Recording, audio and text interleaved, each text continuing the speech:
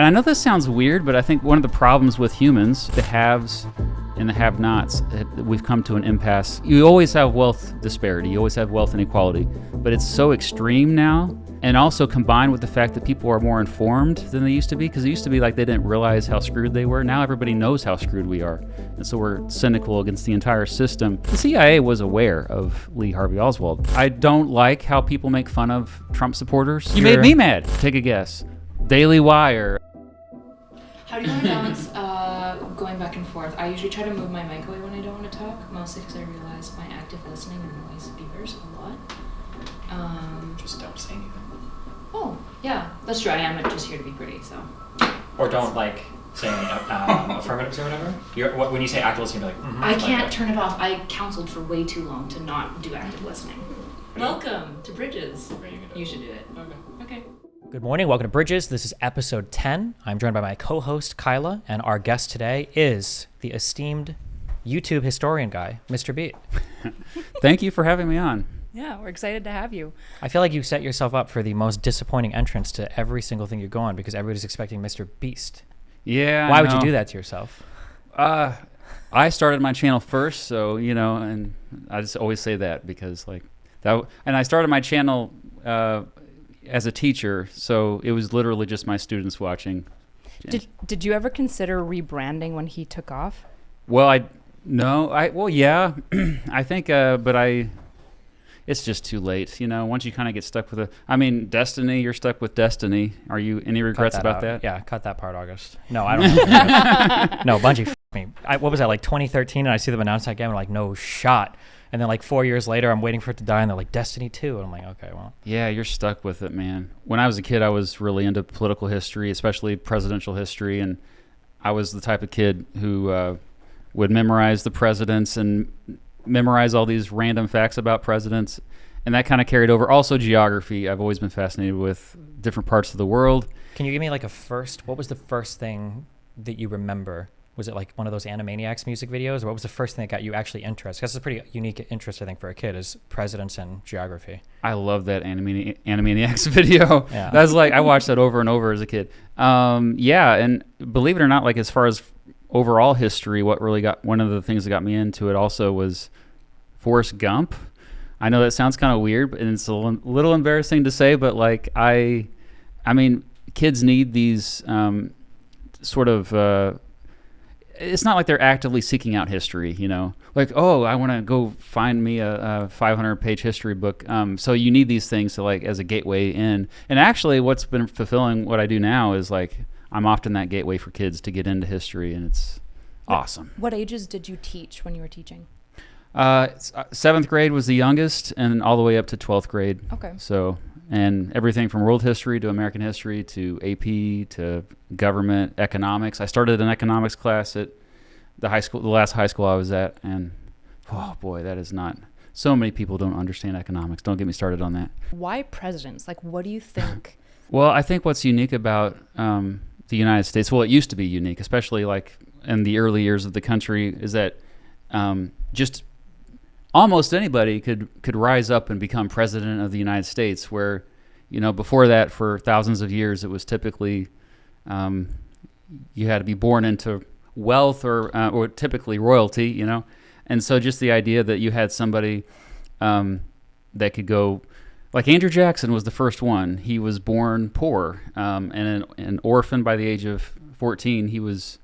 but he rose up and became president of the United States. And I think that's inspiring to young people to see. And so now obviously back then, it was only white males that could vote. But so we made a lot of progress since then. And we still haven't had a female president, unbelievably, in the year 2024. But I think the fact that just ordinary people have a chance to such the most powerful position in the world.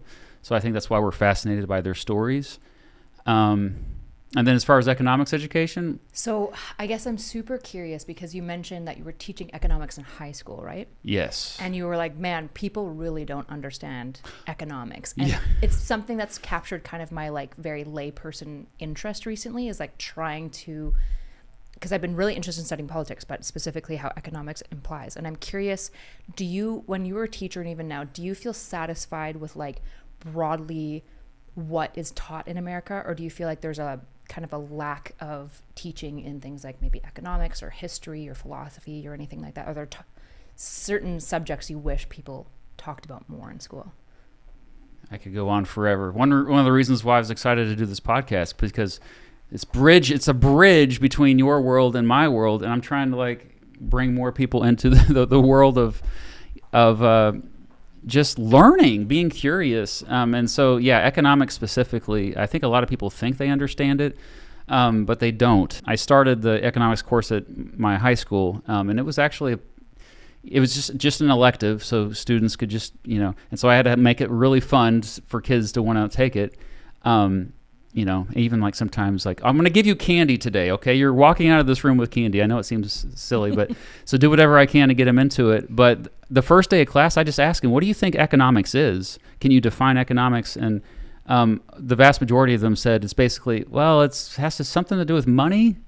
And that's an eye-opener, because that's nowhere near the definition of economics. Arguably not even, because a lot of people mix up finance and econ too, which are somewhat completely separate topics. Yeah, they really are separate topics. Yeah, I mean, the definition of economics is just how we make choices based on scarcity.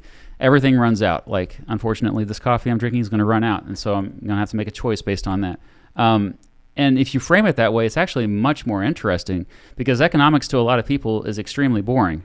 I remember the first class I ever literally fell asleep in, was at Econ 101 at the University of Kansas. I fell asleep in class, and it was the professor was just up there rambling about, I mean, I could barely understand them, is probably why, but they're talking about stuff that was not relevant at all. But it's incredibly relevant. And so I think that's the problem. And I think a lot of economists are fine with people not understanding economics, because it means that they can kind of sit in their ivory tower and just have much more influence on society, because it's an exclusive thing. I'm in a club, and I know I have the secret facts. Something that you touch on when you say the application of what you're learning in school, I wish that teachers would spend more time making people understand how the subjects that they're teaching are relevant to their daily life. I feel like when I was going through school, the things that were the most exciting to me is when a teacher would say, like, this is important because this is happening today, or you could see like the echoes through history of this particular action in this or this institution today. And whenever I heard stuff like that, I was like, oh, okay, this is kind of cool. But I feel like a lot of the times when I'm going from class to class in high school, I feel like I'm stepping in, like I'm leaving one museum and I'm going to the next, and it's like, oh, well, this is what this was in 1827, and it literally means all today, and I don't care about it, and it's like, whatever. But the teachers are trying to make it relevant or applicable to today's stuff, which is way more interesting to me. And I feel like for a lot of history and econ and finance and a lot of your social studies classes or courses, I think you could do that. I think that's totally possible. It really is. It does take some effort, and that's because we always started class with, no matter what class I taught, with a current event, like something that's happening right now that's in the zeitgeist, and then you just trace a line directly back to whatever you're trying to teach in that day. Yeah. So when you are teaching economics and you talk to them about scarcity, I find it interesting because you're essentially talking about economics, but you're talking about psychology as well, right? You're talking about choices in the way that like people have to process in light of scarcity. What were ways that you tried to pull like young high school students into a topic as like kind of difficult to understand as economics? Well, when I was trying to teach them about free trade, for example, we have a trading activity where they have to bring in an item that's worth $1. So that's a really strict example. Like, please do not spend more than $1. Please do not spend less than $1. This has to be worth exactly $1. I was really strict on that. And then so what we did is they brought in their dollar items, and I put them in paper bags and stapled them shut so they couldn't see them. And we did an activity where we traded, and we started out with them only looking into the bag, and so only the person who knew what was in the bag, so they still had more power. And then so they try to make deals, but if you couldn't see what was in the bag, you're a little bit more hesitant to trade. So then the next round, they would take the thing out of the bag, and then they would try to trade. Another stipulation was that they could only trade with people on their half of the room. And the whole lesson was about how free trade is superior to protectionism, which I how relevant is that right now with all the tariffs talks going on? If somebody is proudly for tariffs, that is a red flag to me. You never learned economics. This is economics 101. The more trade, the less restrictions you have, the better we all are in society. And so, but something like that, they loved it because they got to walk away. A lot of them walked out with a candy bar or not a prime drink because those are too expensive. But yeah, you know what I mean. It's $1. Is that a super caffeinated drink? I don't even know. I've never actually drank one before. I was going to say, I feel like the easiest way to make enemies at your school would be to send all your kids out of the class with like a Red Bull to the next. Actually, I think there a couple years there were Red Bulls actually in the Back in the day. Yeah, when they were only $1. Okay, interesting. So you did a lot of like life examples to kind of pull people into and kind of had them practice essentially mild economy right in the class. Yeah. Okay, that's super, super interesting. But also time is a resource. We don't think about economics in terms of time. Time is the most important resource of us all because we are only going to be around so long. And so like how we choose how to spend our time, I think that really gets kids thinking in a way like, oh, what am I doing with my life? You know? Sorry, I cut you off. Yeah, no, yeah, I agree. We don't think about a lot of things. It sounds bad to say, but things like even like human capital, like so like you've talked about like immigration, like having more workers is a supply for your economy. It like increases the overall production of your economy. There's a whole bunch of different things that can be considered. And then when you look at things through an economic lens, yeah, you can start to look at supply demand stuff and marginal utility. And while I could spend 1 more hour playing League of Legends today, but the marginal utility of like spending 1 hour with my girlfriend might be like way higher in terms of the payoff there. So maybe I should, there's a lot of things you can analyze economically that that carry over into other parts of your life. I'm so curious, actually. I was just thinking about this when you're bringing up tariffs, because I feel like when you think about like geopolitics, for example, there's so many like warring, like we've talked to a bunch of like military guys recently, and soft power is obviously a super important conversation for managing geopolitics, which tariffs is obviously one of the immediate things that comes up.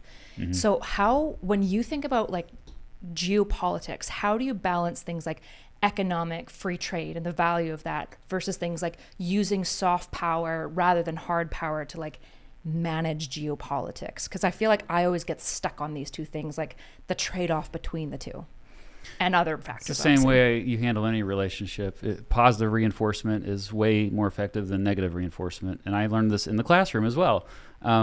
Kids are much more likely to respond to incentives versus punishment. So I think with countries, if you're talking about soft power, you need to talk about like, how am I going to bribe them? That's always should be the conversation. Because if you're just going to be like, how am I going to, send weapons to bomb them? That's not as productive, I don't think. Mm-hmm.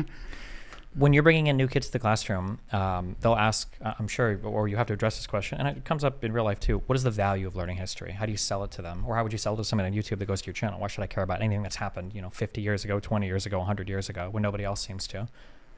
It's about the survival of our species. That's why everything comes down to survival and reproduction. I don't know. We don't like to think about it like that, and then also like I say, hey, I love dogs a lot. I love cats a lot. But when it came down to it, I'm going to do whatever I can for my fellow humans. And I know this sounds weird, but I think one of the problems with humans, what a great setup that was. One of the problems with humans is that we're the tribalism aspect of it, because if you notice, like the comment sections of videos, whenever you see an interaction between a wild animal and a human being, often the commenters, which are humans, I assume, are defending the wild animal. That to me is the root of many of our problems as a society. We turn against each other so quickly, and so what history is we're learning about how we've cooperated, but also the conflicts. And that's why it's kind of overrated what you learn, specifically as far as what stories you tell. But I think the lessons that you learn from those stories is the most important part. And I know I have my niche on, like, American political history is what I teach. And mostly it's like presidential or like Congress or Supreme Court. But I can choose to tell stories that have lessons that are universal that will benefit the survival of our species. That's typically what I always have in mind before I even choose a topic for a video. Given what's going on with Trump now, and the fact that I think he just caught a conviction on 30-some felony charges, and then he's got however many more he's facing, do you think there are any historically relevant things that people could be aware of that would give them some kind of insight or understanding of what's happening now and how that might fit into any prior political historical past in the United States? Yeah, I mean, it's unprecedented that somebody with so much power has been found guilty. Like, usually people that have a lot of power just get away with it. So I think it's kind of jarring for a lot of people. Like, whoa, wait, this is weird. So this is nothing new in terms of like people with power abusing it. But I think as far as parallels to, as far as like how many people don't care that he's broken the law, that is a new thing in American history, and it's kind of hard to, historians are having a hard time like analyzing it so far, I've noticed. What do you think has caused like such a major paradigm shift in like the American psyche that suddenly Republicans are okay with essentially somebody who's done crimes being a president? Well, I think the root of it all, taking it back to economics, is scarcity. I think there's a problem now with I think the haves and the have-nots. We've come to an impasse where now like the wealth disparity is so bad.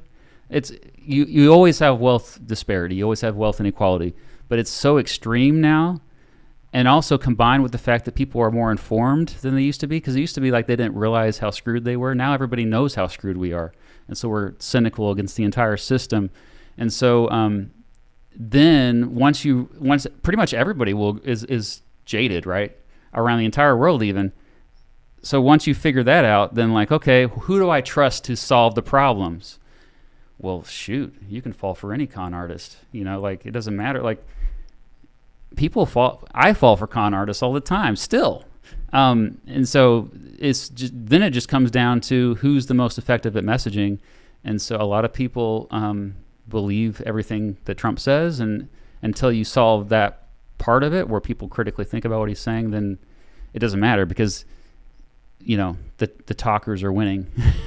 That's why, like, with you, Destiny, like, how does it feel having so much power? Like, you ever really think about how you have the power to not only change people's minds, but change powerful people's minds?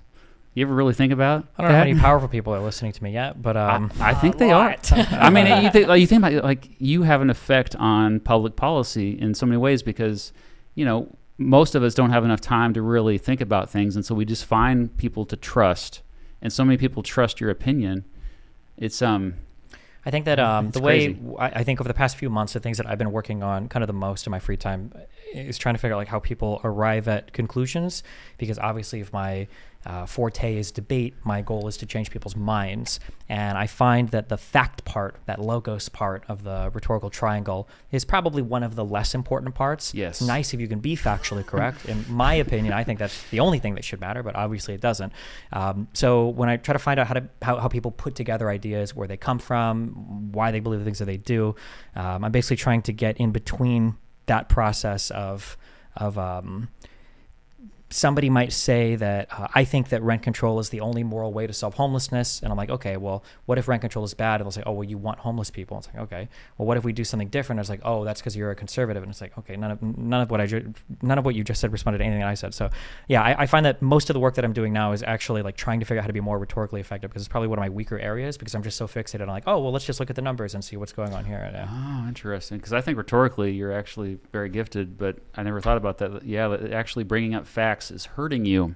That says a lot about our society. Well, I mean, people say that, but I feel like more or less it's kind of always been that way. I think people are really narratively driven.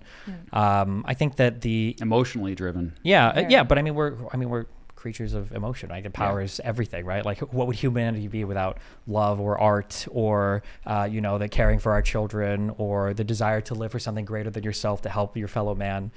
These are probably like the most important drivers that make humanity still be in existence. But but it's very frustrating sometimes, because I'm sure when you were growing up, when I was growing up, like, if you wanted to find the answer to something, man, hopefully somebody had like an Encyclopedia Britannica. You'd open the fucking books, you had to go through. It's like, oh, whatever. And the idea was that, man, when we get the internet, when Ask Jeeves or Ask Lycos or Yahoo and then eventually Google came about, like, man, everybody's going to know everything. Every human being is going to be like a walking encyclopedia of knowledge. And man, that is, Opposite. it can't be further from the truth. Yeah. But I think it's because a lot of people, when they're pursuing, when people are looking for information out there, I think that people tend to look for what makes them feel good. I think that people have a really big misunderstanding about how human minds work, and things like truth, I think, are instrumental, and that we use them to feel good. And as soon as the tool doesn't serve that purpose, we'll take that and put it aside. And instead of looking for true things, we look for things that make us feel good. So that's a lot of what I deal with, I think, on the internet. Yeah. Yeah, and I think because your identity is so precious, that whenever someone has a different opinion than you about that's related to your identity, that's why we get so angry on the internet, especially because like they feel like they're personally being attacked. Yeah. And I usually don't share my opinions in my videos. I usually just their explainer, like here's what happened, blah blah blah, and I'll even bust out the dictionary a lot of times. But people get mad at that, like that's the wrong definition. That's not my definition. I'm like, holy crap, we can't even agree on definitions. And Well, especially in English, right, which is like an fundamentally like unregulated language, whereas like there's like official regulation for like I think the Spanish language. English I think I read somebody recently say like English isn't a language, it's 3 languages wearing a cloak and pretending to be one language, right? Like there isn't really regulation, which is concerning in this like global conversation where like words can't even be agreed upon because they literally can't be agreed upon because of the nature of the language itself. Well, I mean, and it doesn't even really matter. Like if somebody wants to use it, like the problem is whether or not people are getting stuck in debate mode. Like if somebody says something like, white people can't be racist to black people. I'm like, well, I don't necessarily think that's true. And they're like, that is true. They'll be like, okay, well, what's your definition of racism? Like, well, I think racism is power plus prejudice. Like, okay, if that's definition you want to use, and we'll just go with that. That's fine. Like, I don't care. Like I have a different definition for it, but it's not relevant for the conversation. So we'll go with yours and then we'll have the conversation from there. But people will, they want to fight and die on whatever hill is important to them. And I say important to them, but really important to their character, or it's like some part of their identity. And yeah, the value, or not the value, but the I guess like the level, the quality of conversation today online, and probably to some extent the real world, is so horrible because people are so fixated on fighting over every like stupid thing, and it's just resembling the political tribes they're a part of. It's not actually like trying to get to the bottom of any particular fact or anything. It's very, very frustrating. I feel like this ties well back to education though. Have you guys ever heard of this concept called mental immunity?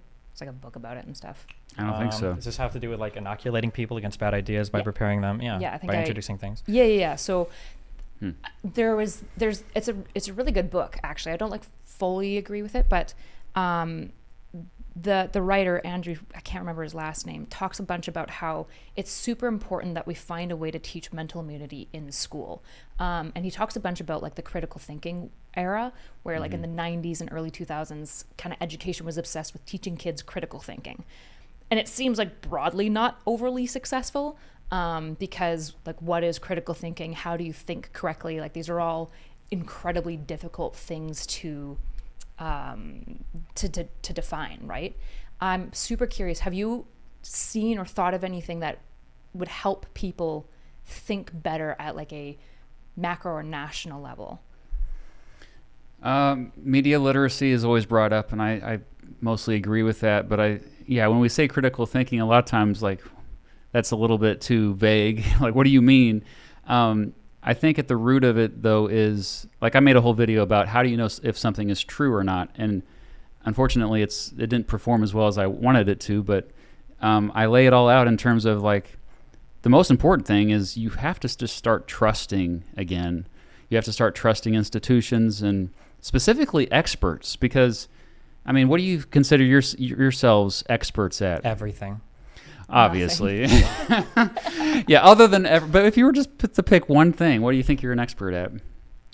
For me, I think I'm good at debate and persuasion. I think I hope that I excel at critical thought. I think that I have a lot of unique tools available there. Critical thinking is a really big skill that I try to, I guess, impart onto my audience, and it's something I talk about quite a bit.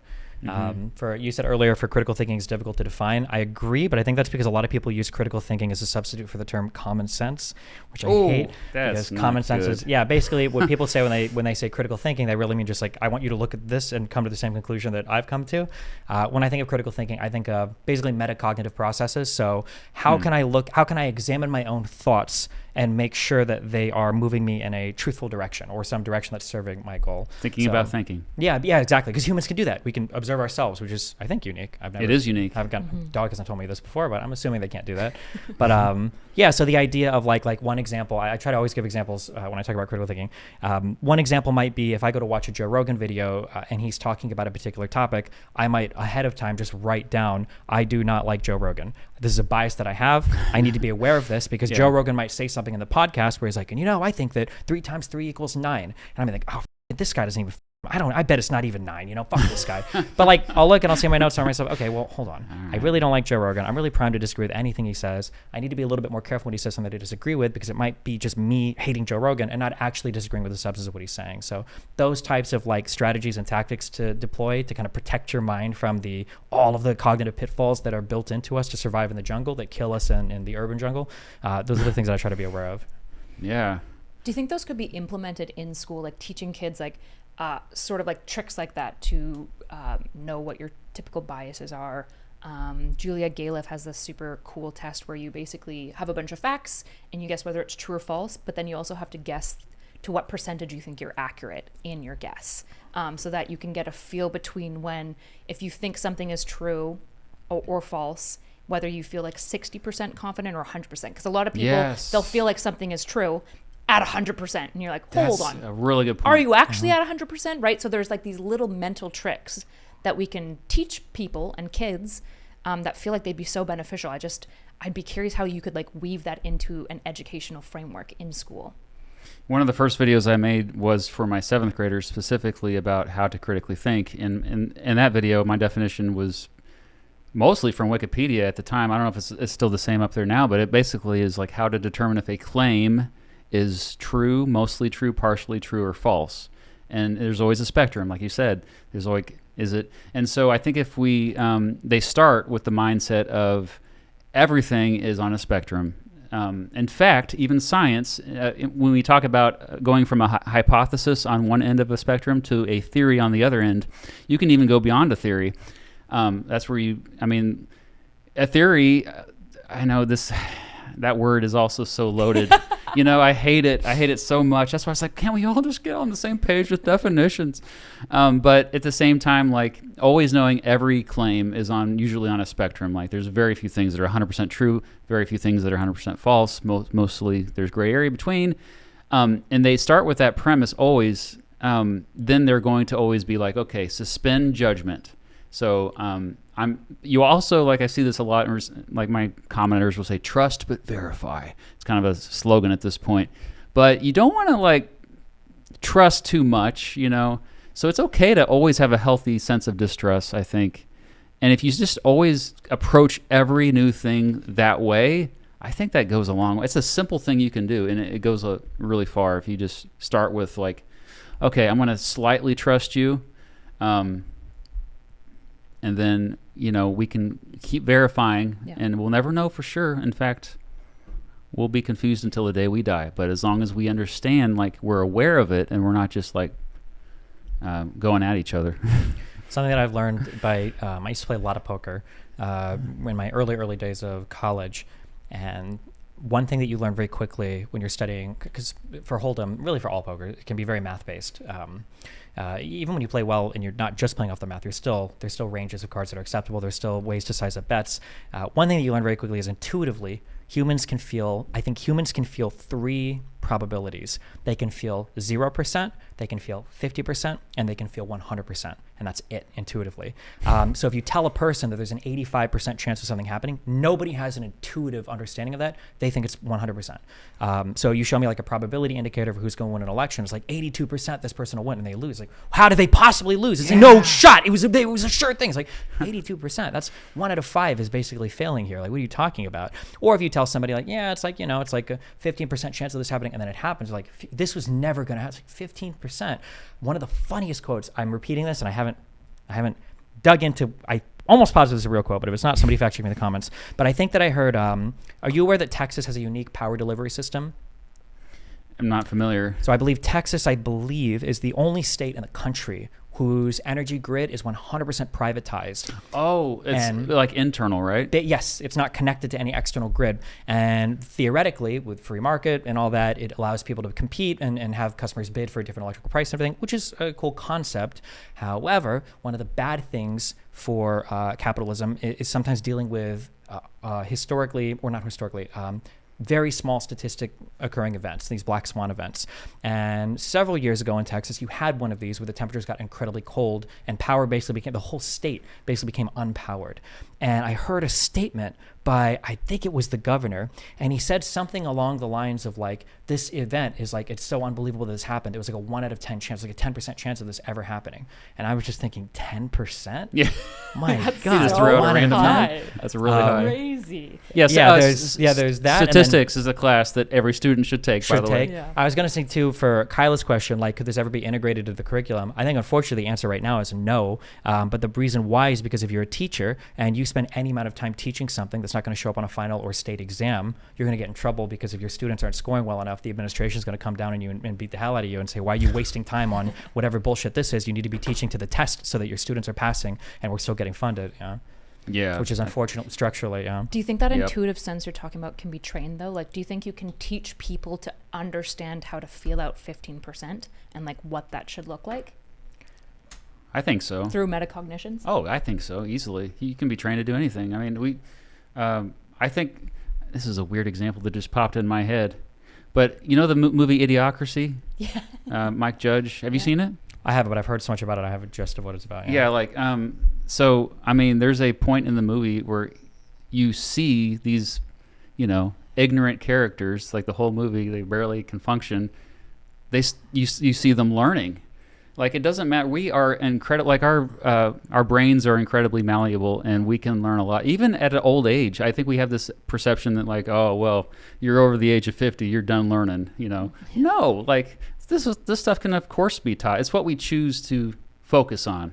I think all the research in plasticity has shown that brains are more plastic than we'd ever thought. Yeah. 30 years ago. Yeah, like you said, that after even at 25, a full maturity number is completely made up. But people think that like, oh, after 25, you can't learn anymore. Your brain is basically set, and your neuroplasticity is completely empty. And that's completely not true. How your brain works at all. Yeah. That's the fancy word for it, neuroplasticity. Neuroplasticity, yeah. Start saying that. LTP wouldn't exist if you just couldn't learn anymore. But yeah. And what was the thing you were saying right before that?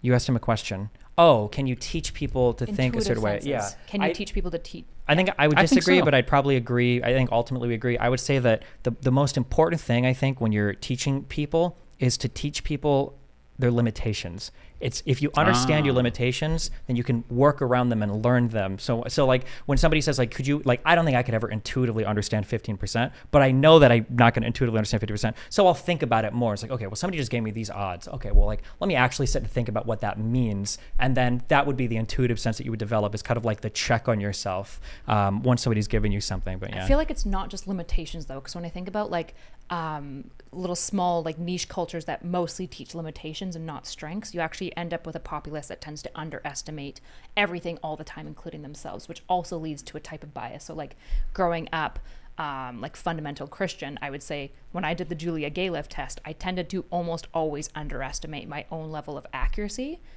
because in that culture, if you're thinking about your limits and not like areas where your strength, you actually can also lead to a bias where you're incorrect in evaluating. I think things. when I'm using limitation, I think we're thinking of it differently. I don't mean limitation just in terms of like, oh, I can't do this. When I say limitation, everything I say, it's like an instrument to further your own understanding of yourself. So like understanding a limitation might mean that I know that this is an area that I'm weak in or that I don't have the sense of feeling for. So because I know that that limitation exists, I'm going to work on a way to counteract it. So you might have a limitation in terms of understanding like how confident you are about a particular thing, and that's why you're scoring low. But understanding that might mean that you are going to try to assert yourself more or have more confidence than you would otherwise until you can like adjust your intuitions otherwise. Okay. Yeah, not necessarily limitation is and like thinking poorly about right. yourself. So it's whatever not that. just like the 5 points that you're missing, but being aware of the 5 points. Basically, that you also yeah, have. yeah, Okay, yeah. Gotcha. I mean, related to that, I do think it's even more important that people just stay curious in general, because I think there is a certain point where as we get older, we become much less curious about learning new things. Mm-hmm. And I know that,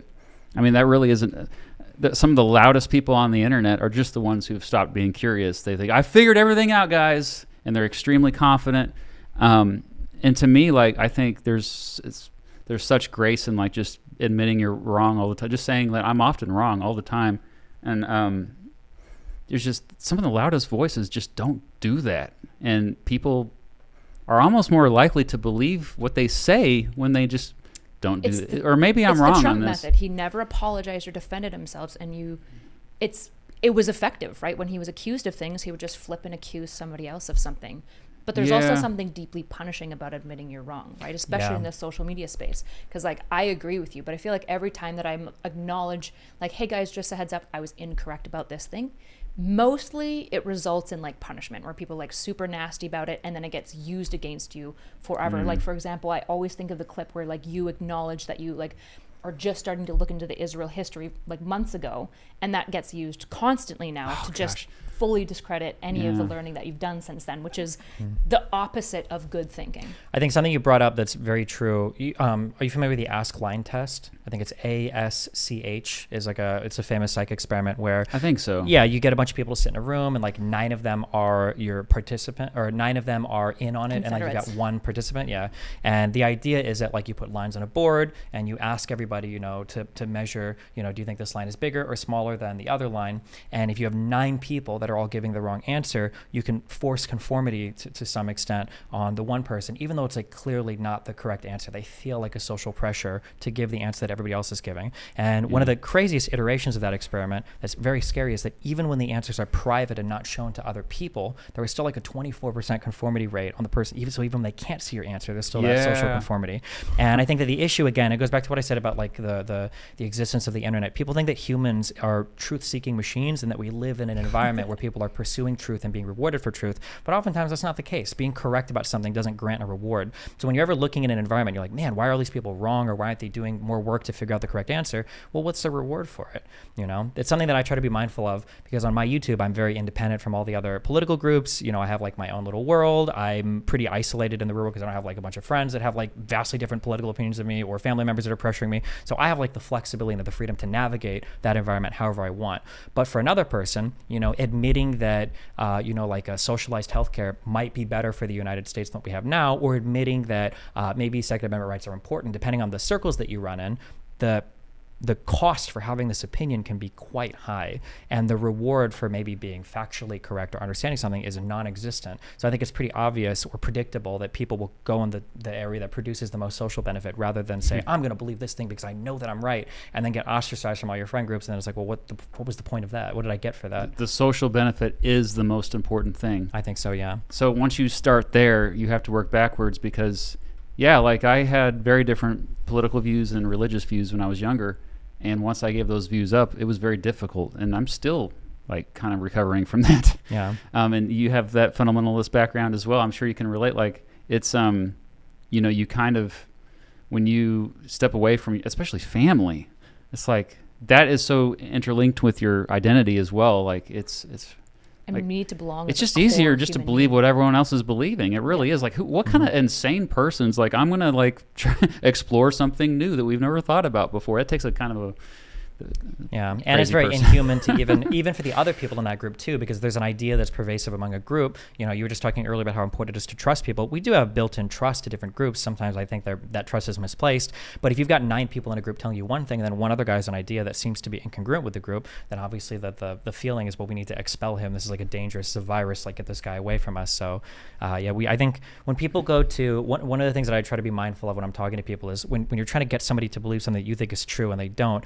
what you really need to do is you have to create like a safe environment for them to explore that idea, because they can be wrong all day. It doesn't matter. They're not going to have a punishment for being incorrect on it, and they're going to have a huge punishment for for adopting your point of view. And people need to be aware of that when they're trying to figure out, like, why the fuck won't this guy just believe this thing? It's so obvious. Look at all the data, And it's tricky. Nick and I were just talking about this. He caught up with a friend, a couple that they haven't talked in a few years, and he was like, we lost another soldier because his friend had a kid and became very, very fundamentalist, very kind of like, I would just say like dumb brain, like just extreme anti-vax, all the like litany of things, right?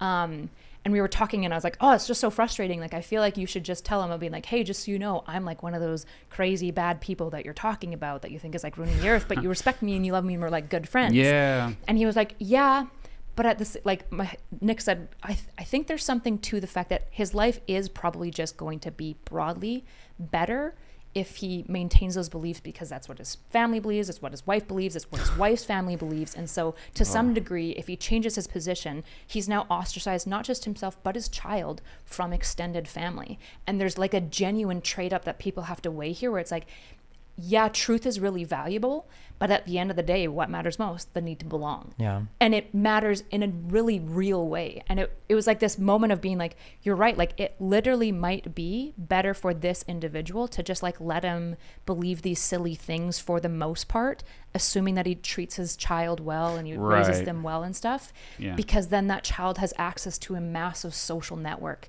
that they might otherwise fully lose if he like got pushed to change his opinions about all these things, which is like a weird thing to weigh because I value like capital T truth in my mind so much. Yeah, I know, because I've never been happier in my life than when I kind of left that, you know, like left the pretend world and try to find out the truth. And it's always a journey. It's never, I know that sounds like kind of cheesy, but it's, I don't know, to me, like, knowing that there's always so much more out there than your own life, and then just choosing to just stay with what you know, it's just boring.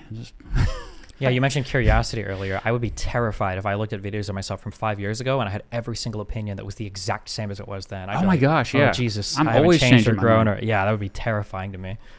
But Yeah. that's probably a personality quirk as well of ours. Yeah. Like, I imagine I'm like 98th percentile for openness to experience. You're probably super high in that. I imagine you are as well. We also found ourselves in a very selection biased field, YouTube, politics specifically, talking about ideas. Midwesterners. You're kind of there. Kind of. Alberta's kind of like I'd a say you're Midwestern. Midwestern. Yeah, It's yeah. more like Texas, in fairness. Texas is basically Midwestern, northern Texas, I'd say, yeah. Okay.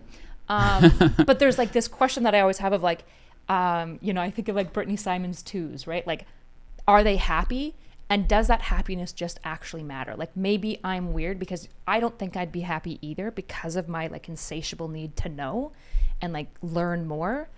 But people who don't have that drive, are they like better off being happy and like mentally well and functional and like not doing crime and like, you know, just kind of existing? They're better off being institutionalized, right? Like, I think of the, there's a lot of movies about this whole idea. Like, you have a certain group of people that are essentially prisoners, but there's a huge percentage of them that are okay with that.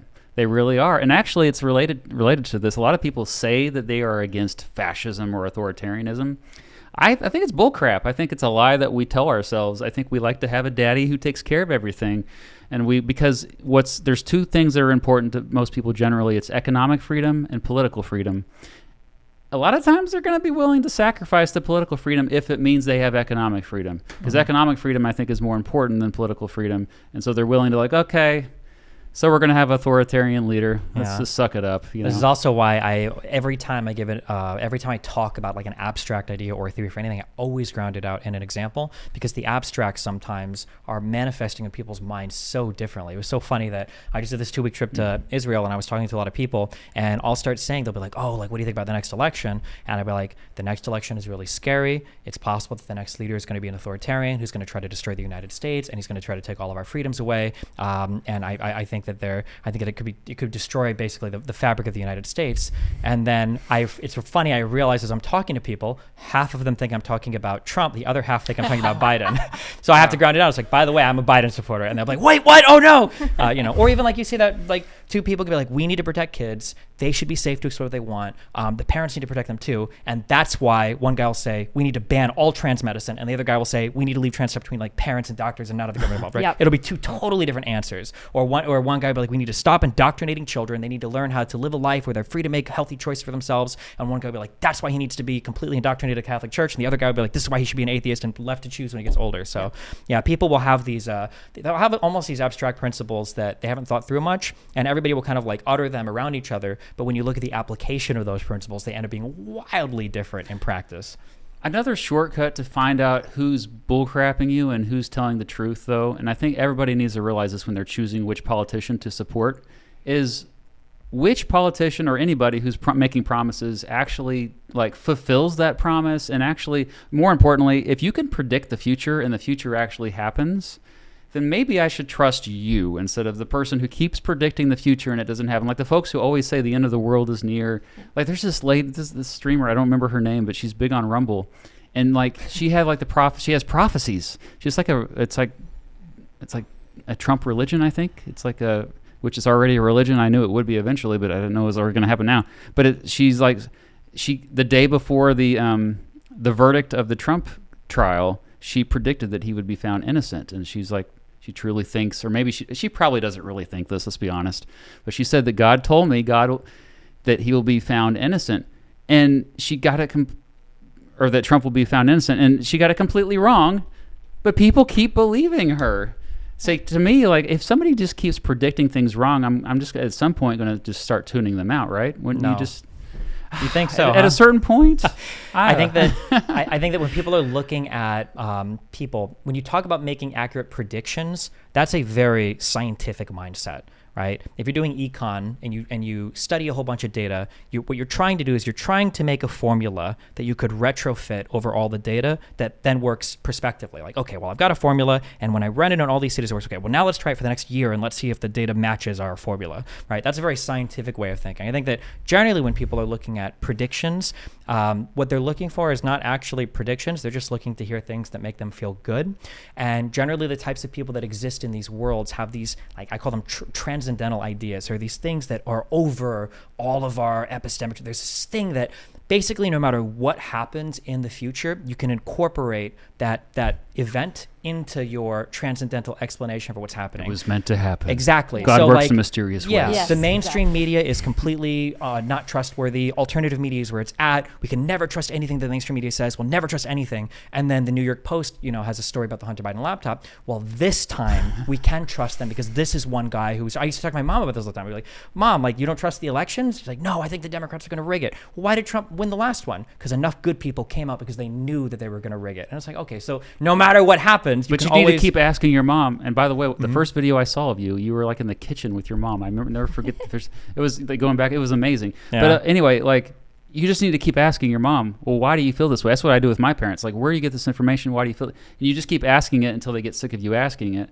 because they never think about why. It's again thinking about thinking. Yeah. They don't think It's about vibes. why They they're see thinking. things on like social media. It like primes them to believe other things. They see these things, and then at the end of the day, there's like this nebulous. Like if you were to reach in and grab it, it would be like cotton candy or a cloud, where like you could see it and it's there, but it's like intangible. And if you push them too much on it, for my parents, usually my mom would just start crying, and then we'd stop fighting. I'm like, Well, okay, I'd well. be super. I don't want to talk about politics anymore. Yeah, Why do you yeah, always yeah. talk about When you politics? get older, You're a Stevie, know-it-all. you'll understand. Yeah.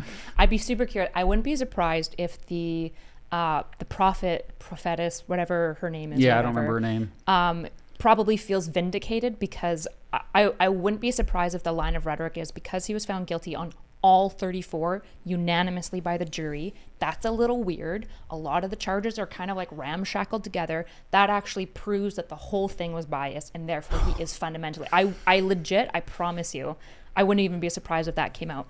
But talking about predictions, I feel like one of the most interesting things that I learned when studying psychology and specifically like the analysis of psychology, psychometrics, is how horrible people are at predictions, right? Like we're really, really bad at them. Even if you're an expert, right? They did a study where they gave a bunch of case studies of convicts, and they asked lay people and experts who would reoffend, and the experts were wrong. Actually, in some of the studies, more often than lay people, because when you're just going by your gut, we're pretty bad at predicting. This is why, like in forensics, for example, we use things like actuarials and things that we've tested under ROC curves to ensure, like, we know that this factor is predictive of recidivism. Mathematics. You have We to do bring only mathematics in it because human subjectivity Yeah. is just terrible for prediction. I think you and I probably have like I'm not sure your upbringing in terms of like fundamentalism or anything like that, but like I used to be pretty conspiratorial when I was younger, and I think that gives us a unique perspective on this way of thinking because that used to be me all the time. Like I used to think I was so cool because like I didn't trust the man, like. And there is that satisfaction of being in this exclusive group, which really isn't that exclusive anymore. It's almost mainstream to be conspiratorial. Yeah. But I think I can relate to it easily. And so I don't like how people make fun of Trump supporters. I do think that needs to stop. Like, how the the people that go on the street, and then they just take the clips of people, the Trump supporters saying something stupid and then cutting it out of context. I can't stand that because these are, for the most part, really good people, and it just breaks my heart that they've fallen for a con artist, like arguably the most successful con artist of all time. I mean, he's a pretty talented guy to pull it off. Yeah. I mean, we're talking almost 100 million people wow, if I had the power to trick 100 million people where I could just tell them a lie and they would believe me. Yeah. Holy moly, that's amazing. Like, to me, like, I get really upset when I have my own viewers on my channel, like, just blindly believe what I say. Like, what are you doing? Right. Like, check my sources at least, dude. Yeah, I have a feeling that Roger Stone is going to be, like, in the future, the way we look at, like, Eddie Bernays, who, like, founded the PR firm.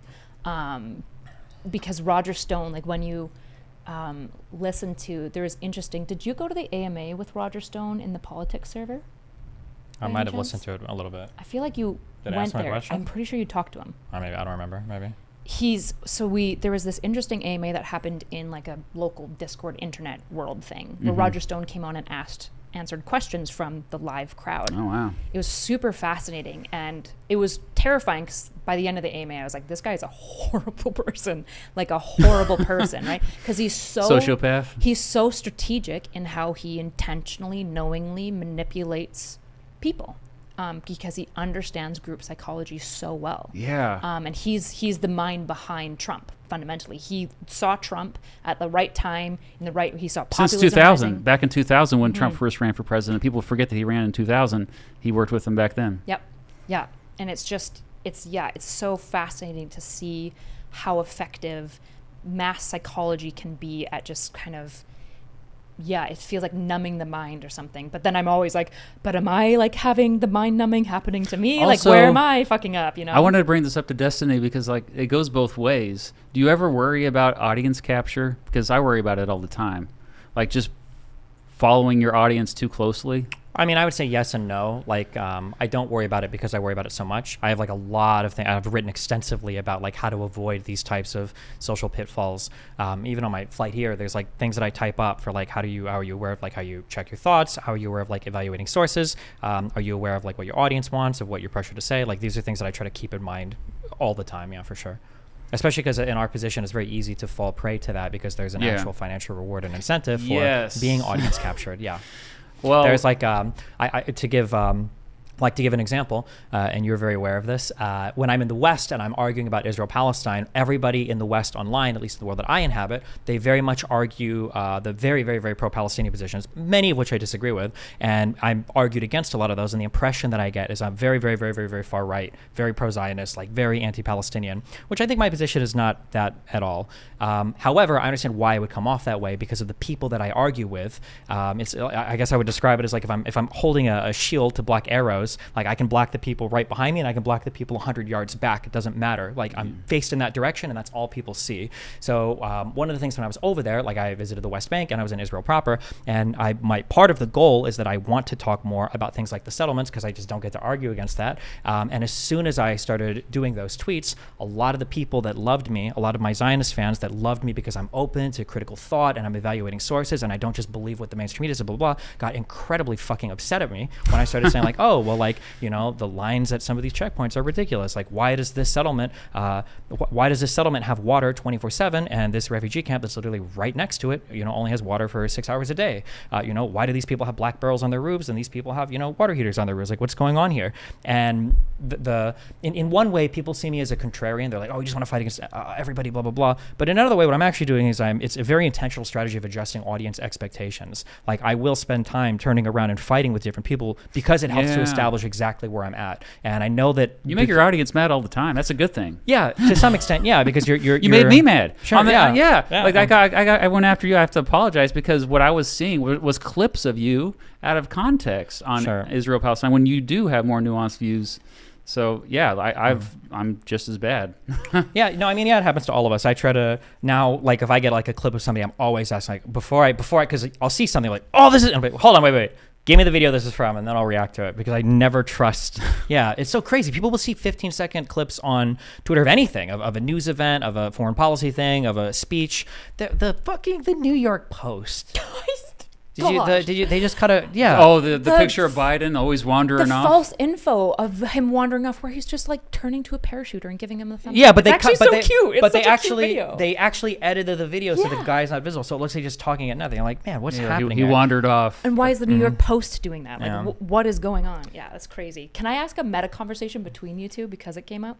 Whatever you want. Okay, because I was kind of on the outs. It was super interesting when I saw you guys starting to disagree on Twitter, because it was right at the time that we were talking about Montana, the canvassing event. Oh, and yeah. you were going to come out.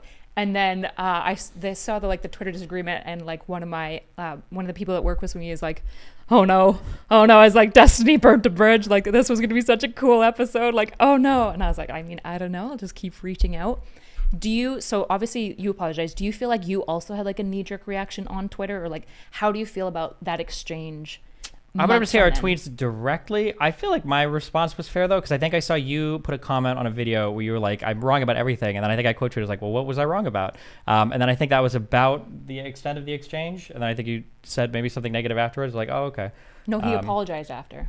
No, I sent think- you a personal message, I think, just saying like I didn't get the full context. That Oh, was yeah, all. maybe, yeah. After Yeah. that, yeah. But, yeah, I mean, I feel like a lot of people, I mean, like you said, I think people No. see like clips and everything of me, so it's hard to defend. It's depending really on, his fans.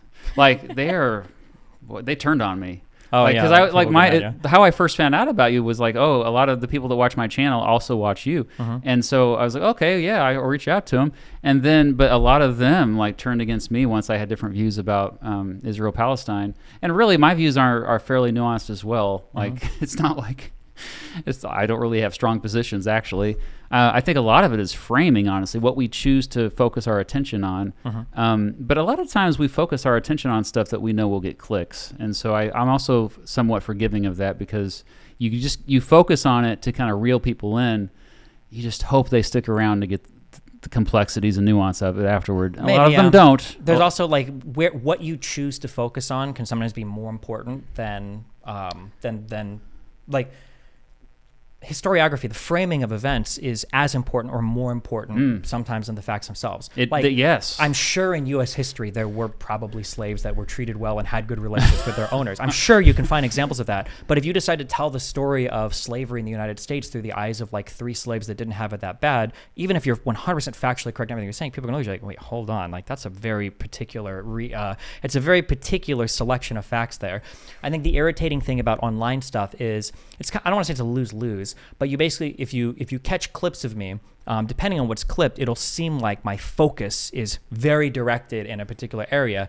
But then my way of countering that was like, well, hold on, that's not fair. You should watch this 3-hour video or argument. It's like, well, hold on, I'm not going to watch a 3-hour video of you. So it's very hard to combat it either way, where it's like, well, how can I convince somebody that this isn't really what I fixate on? It's like, okay, well, I've got like 15 clips of you talking about it. It's like, well, you can make like 200 clips of me talking about the other thing. They're all really cherry-picked, hard, aren't they? Yeah. Well, it's not even, I wouldn't necessarily say cherry-picked, because there are things that I do legitimately say, but like it hits a lot different. So. It's not even a clip ching. It's that the context feels a lot different when you get it as part of a wider analysis than when you're getting like a particular like 15-second thing. Like black people go to jail in the United States because black people commit more crime per capita than white people. Like that's a fact and that's true, but there are reasons why that's true. Yeah. But if you clip somebody just saying that and you ignore the historical, the socioeconomic, and then the judicial like reasons behind why these things might happen, and you just clip the one thing, then it's like, oh, well, this guy's just a racist. Like, okay, well, the defense I have at the end of the day is that like I don't make 15-second videos. So if you're coming to like a huge conclusion about what I'm saying based on like a smaller clip, there's not much you can do to counter that, because you can't endlessly caveat every single thing you say. It's impossible. I already caveat too much. It's something I've been trying to actually reduce recently, because Jesus. Interesting. Yeah. And then when he apologized, because I'm super curious, because I think you and I talked about it, where I was like, that's good. And you were like, well, I don't know, because I know you don't really care about apologies, because especially publicly, people can apologize and it doesn't like mean anything. Well, this is one thing that's a necessary evil, but I get, this is why I avoid political streamers, and you're one of the few. The freaking drama, man. Like it's pretty crazy, yeah. You and Hassan and then others too, like going back and forth, and but those, they all get so many views, and I get why you do it. It plays to our emotions, and we're so attached to these public figures. But it gives it just feels dirty to me. And It's what are the your thoughts on exact that? opposite of the issue that you mentioned with teaching history to classmates, where or to not classmates. I'm sorry, students? to students. Yeah, I know what they you wouldn't be meant. your classmates. Yeah, to where it's like, well, how do we make this applicable or enjoyable or entertaining to them when we've got all these historical facts? While in the streamer world, it's the exact opposite, where it's like, okay, well, the facts. We're just going for maximum entertainment here, and that essentially becomes what the political streams or whatever are of the vast majority of people online. It's basically a way to signal, here's the values that I have, here's what I want you to believe, and the lens that I'm talking about these things through are whatever current events are happening and then the brief history related to them. But there's not like a due diligence to the historical fact or even to an analysis truthfully of the situation that's happening. It just becomes a convenient launching pad for whatever your particular ideology is. So if you're racist, you can talk about Israel-Palestine through the lens of like lazy brown people. If you're anti-Semitic, you can talk about it through the lens of like, horrible Jewish people. Or if you're a Marxist, you can talk about it through the lens of like colonial imperialism. Or if you are a, like a Reagan tier or a Reagan era, spread of democracy Republican, you could talk about it through like democracy. Like there's always like an aspect or a lens you can talk about it through, but you're not really interested in the event itself. You're just kind of like using it to further some other idea that you're actually more interested in pushing, which is really bad, I think. It's the this is one of the things I typed up when I was doing something as far as like what we should talk about in my notes. Like the incentive structure is all out of whack because it's so hard. Like we're in an attention economy. We always have to do whatever we can to get people's attention. And so you have to do crap like that. You also have to chase trends. Like fortunately for me, George Washington is always pretty trendy dude just because he's one of the most revered figures in American history. But I don't want to always talk about George Washington, and so sometimes you have to latch on to a trend, even though you are disgusted by the trend, just to get their attention. And everybody's competing, and it's a race to the bottom. Yeah. Although that seems to be an obvious problem that people in the streaming or YouTuber or whatever public world have to deal with, but it ties back into what we said before, where individuals have to deal with those same types of pressures because of the social groups they might belong in. Like we call it audience capture, somebody else might call it, these are things that my family believes in, so I kind of have to, Yeah. It's kind of this like Moloch's game that we're like establishing though, where like, especially in the streamer world, for example, there's kind of like the negativity feeds algorithm. It's good for views, right? When you have drama, especially when you have drama and you win the public perception, that's crazy good for your channel. I keep trying to tell history tubers to like, we need to create some more drama because we don't have that. Yeah. It doesn't exist. Yeah, but it really is kind of a Moloch's game. And like a question I've been really wrestling with recently, and maybe you guys know, is like, what's the off ramp from a Moloch's game? Like, I think of like Michael Jackson, like, like be the change that you want to see, like be the man in the mirror or whatever that song is. Is that possible, I guess, do you think in like the streamer world, or do you think that's like, if you want to see more drama in history world, like how much do you think that the space and the Moloch's game itself can be shaped by like the leaders at the front? Like can just one lead streamer, one lead person decide, you know what, I'm going to make being wrong okay, I'm going to make sorries good, and I'm going to reinforce that behavior, and I'm going to change the space? Or is that person potentially committing career suicide a little bit by doing that? And I genuinely, I don't know how to solve it. Well, when at the beginning of this episode I was saying, how does it feel to like have the power to change people's minds, not just people's minds, but powerful people's minds, because it does start at the top, where, I mean, there's just a few corporations that control media in the world, and YouTube is kind of the last sanctuary because at least we're a little bit more immune to that, and then Twitch to a lesser extent, and TikTok as well. But I would say it takes leadership, people that they know that they're not going to get the views in the beginning, or maybe they do have to just play the game for a while and then pivot. Is that your secret plan? I think what you have to realize, is that you can't change humans. Like they're going to do what they're going to do. So people are going to follow predictable social incentive structures, and there's no way that you can break people out of that, except for the very niche, like discrete fact autistic people that enjoy that type of stuff, which is what I enjoy. That's what I like. You can't break them out of it immediately. I don't think they can be conditioned. I don't think you can ever break them out of it. I think the goal is to just change the environment. So rather than trying to say that like I want to get you to value truth for truth's sake, what I'd rather do is say like, okay, well, I'm going to create an environment where if you are correct about something, then you get rewarded for it. So like on my subreddit, like we have really strict rules around sourcing sourcing stuff. I don't care if you post something that's pro or anti whatever thing, have a fucking source and be able to like critique it. And that's like a reward in and of itself. So if people call something out, if people fact check something, there's like a reward there for being correct. So that you have to, it's funny actually, we opened this almost immediately, we're talking about economics. One of the fundamental rules of economics is people respond predictably to economic incentives. If you've got two identical items and one's cheaper than the other, people are going to buy the cheaper item. Your supply and demand curves, the quantity demanded at a smaller price is always going to be higher. That's just how it works. So it's way more profitable to be a right-wing pundit versus a left-wing pundit. Depending on what you're talking. But absolutely. Look at where the money is. Well, I think on the YouTube world right now, I have a friend who's just got a journalism acquaintance, just got a journalism degree, and they said all the job postings are from. Take a guess. But all the journalism. No. Okay. Daily Wire. What's the other one that? Breitbart. Yeah, like those media. They have all the jobs. They have all like those are the highest paying available positions. There are some big alternative right-leaning media things right now, but I think for left-leaning stuff, I think they've got a lot of good corporation capture right now. That like a lot of the social media platforms are trying to play it pretty safe in terms of just because it appeals to like a broader range of people. A lot of kind of like the left-leaning ideas, but it really depends on where you're at. Like talk radio, at least when we were growing up, talk radio was like exclusively the domain of conservatives, aside from like NPR. But I think that all you can do is you could just, one, it requires you to be of a certain size. So I'm lucky that I'm large enough to do it, that I can create an environment. And then what you just have to do is you've got to reward behavior, like you said, positive reinforcement. You have to just reward behavior that you think is good and not just reward behavior that agrees with your applied positions, right? So if somebody calls you out on something or if somebody does like fact checking something, like you reward that. If somebody posts the right opinion, but their rationale is stupid or they're not sourcing it, well, then you punish that. You're like, oh, this is stupid. Why? Like you didn't even prove your point. So I think the best we can do is understand how people think and then try to adopt the environments accordingly rather than fooling ourselves into thinking that we can turn people into little logic machines, because I don't think anybody actually works that way. So when you say that people don't change, if I'm like fleshing that out to make sure I'm understanding, when I think of like, well, of course, like you can change mass groups of people. Eddie Bernays showed it in like the 1920s by establishing essentially PR and propaganda.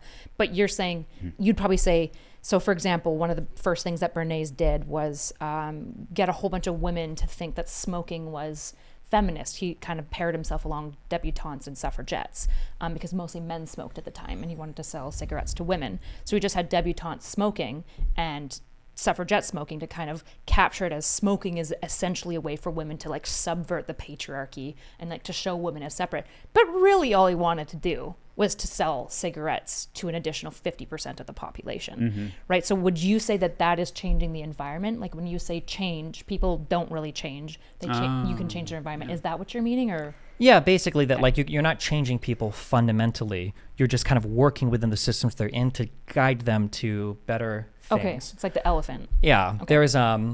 There's a book that I read when I was in Israel called Culture and Conflict in the Middle East. And one of the defining aspects for Arabs and their societies pre-Islam in the Middle East was one of the ways that they would organize a lot of the structure was, the author calls it, I think he calls it balanced opposition. The idea that if one man from a family attacks another man, he's going to be dealing with one man from that family. If a family attacks somebody else, they're going to be dealing with a family. If a tribe attacks somebody, they're going to be dealing with a tribe.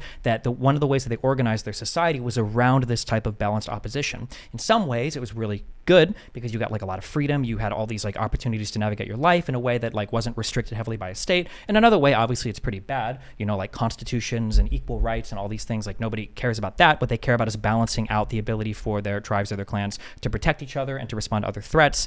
And when Islam came along, one of the nice things that Islam did, because when you have groups of people like this, you can't really make a large empire or a state, but if you understand that concept of balanced opposition, what you can do is you can take a religion and you can identify this thing called jihad, and you can point to like, well, we've got the religious aspect and then everybody else is actually the enemy. So now you're working within that balanced opposition framework, and now you've created a religion where you can get all the tribes to come together because they view the outsiders as the enemy, and now you're working within their framework to bring together people to create, like the huge caliphites that ruled the Middle East and Northern Africa and Southern Europe for like 500 to, like 1915 or whatever. So that's like an example of like, you're not like changing the people, but the behavior looks completely different, but it's because you're working within the framework of those people in order to guide them to like a different destination, basically. Geopolitics 101. Yeah. Like it's tales old as time. And when you say people don't change, that's why also history is so fun to learn about, because even if it's an ancient Egyptian, like more or less they're the same as us. Like They're all just the humans, yeah. it's just the technology that has changed. Something that's so frustrating is people humanize animals so much. They'll see like a cat, they'll see a dog, like, oh, it's just like an innocent human in their mind.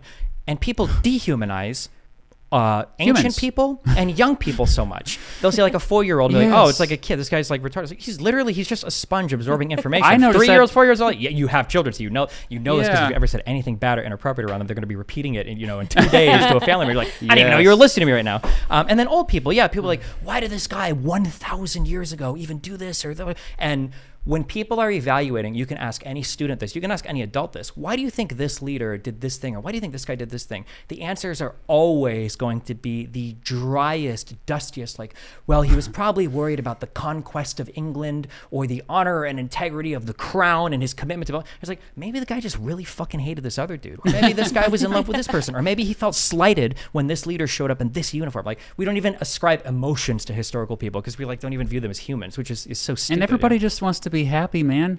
Yeah. Like, and what is, in my view, I think the way to be happy is to find your purpose in a community. It's that simple. And so, like, even if somebody's like super religious and they like, I don't necessarily, these are kind of wacky, dogmatic beliefs you have, but you found your people and you're playing in a band with your people. You're happy. That's what matters. I mean, and if you don't, and that's the emotion we all strive for the most. We all. We realize we have to experience sadness and we despair to achieve happiness sometimes too. But if you also think of it in terms of that, Hitler just wanted to be happy. Yeah. But Yeah. kind of, right? He was like driven by like insecurities and stuff. I think this is why your content, because I struggle specifically to learn about American presidential history. I always find it really dry. Cool. I hate listening to it. Yeah. I always start a video and because I always listen to the guests' videos for like the day before they come. I just like kind of binge their content to really like try to get in the brain and know what would be reasonable questions to ask and stuff. And I was like, I actually really like this content, like a lot. Not thank saying you. that I don't like the other guest content necessarily. Screw the other guests. Yeah. Thank you, JJ. Just kidding. I love JJ. Yeah. But I feel like I remember watching your Eisenhower video specifically. And you tell the story of Eisenhower and just like his startup and why he's your favorite, right? Is he your absolute Pretty favorite? Or much. is it He's right. Him and George Washington Yeah. are my two favorite presidents. Yeah. And it was super fascinating to think about the president from like such a humanistic, like it really felt like I could put myself in Eisenhower's shoes and like understand at like a psychological level things that feel way too big and way too historical. Is that generally how you try to approach history? Do you think that that's a way you combat presentism specifically, like where we look back at ancient figures and just kind of dehumanize them in that way?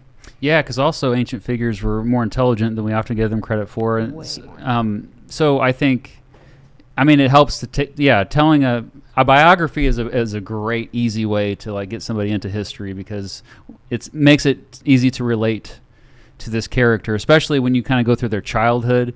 A lot of times we don't have much information on historical figures' childhood. But also, I just said historical figure. What makes somebody historical? Well, that's the most important part at the end of the video where you say, where that line from them to you, the impact, the legacy is the most important part, really. And so that also helps it. Like, it can be inspiring as well because you know that when you tell their stories, there's really there's not that many differences. The technology is usually that's the difference. But you get past that, these are just people like us. I think there's also a huge issue. I didn't realize this until I started taking Vibrance. I didn't care about history at all. So Israel-Palestine is the first history that I've studied. And now I'm looking into other histories too, World War I for Europe, and then historical presidential stuff in the United States. One huge misconception that I noticed I had, and I bet most people have this, is people, I think, view history as inevitable. Things were always going to happen the way that they did. And oftentimes we don't stop and think like, man, if there would have been a different leader here, or if he would have made a different decision, the entire course of the world could have been different. And I think when you view history as an inevitability, who the f cares if the 20th president was, or the 30th, like what difference does it make? Like World War II is going to happen, like those are going to happen. Maybe not. Maybe it would have been completely and totally different. Maybe they were considering something completely and totally different. And to view history as more of like a telling of events that could have gone some completely different way, and to understand that key people in history are actually incredibly important. Being at the right place at the right time. Like, would we have civil rights today if not just for MLK? I think a lot of people would just say, oh, I'm sure somebody else would have come along. Maybe not. You know, would we have relativity without Einstein? Maybe. Maybe not. Maybe it would have been 50 years delayed. It's hard to know. That's why alternate history is such a big genre on the platform. I don't like to make alternate history videos. Shout out to Alternate History Hub, who does it so well. That just for people who are aware of myself? Yeah, alternate history just means like it's like, what if this happened instead of this? And so, or what if this person never existed? How would the world look different today, essentially? Or if this event never happened? Like the TV series where the Nazis win and they take over America. Oh, yeah. I never saw that. House of Cards or something like that. Yeah, so it is a good exercise to learn history. Yeah, I just don't personally make those videos. Yeah. How do you engage with like conspiracy theories specifically about history? Like, I really wanted to ask you about the JFK assassination because I thought your video on it was really, really interesting.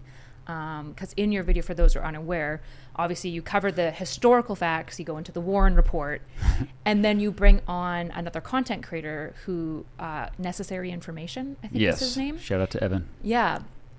Why? I'm super curious. Why did you bring him on to explore the conspiracy theories? And I'm so curious your thoughts on JFK itself. So you didn't get any of the hate, in case you were right. Yeah, I did get deniability. Yeah, all right. Well, no, I used to, like I said earlier, I was very conspiratorial when I was younger. And so, you know, I remember being in high school, really getting into JFK conspiracy theories. And, you know, it's understandable why people question the official narrative because there are some leaps you have to make and there's some missing history. It's inevitable that there is going to be inadequate information. The Warren Commission was the main report that like said this is exactly what happened, how it happened.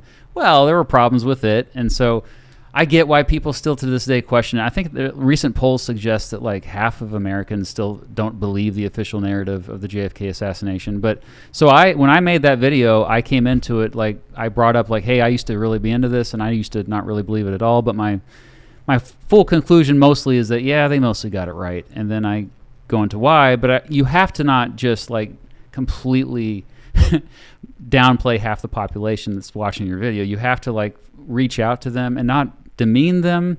And we did it in a way that was like, because I did at the first half of the video, actually it's first really 70% of the video is just explaining the facts laid out, mostly relying on corroborating sources of the time in November 1963. But then, there's a second storyteller on the grassy knoll, and that's Evan from Necessary Information, who comes out and says, well, yeah, but there's also these theories here and here.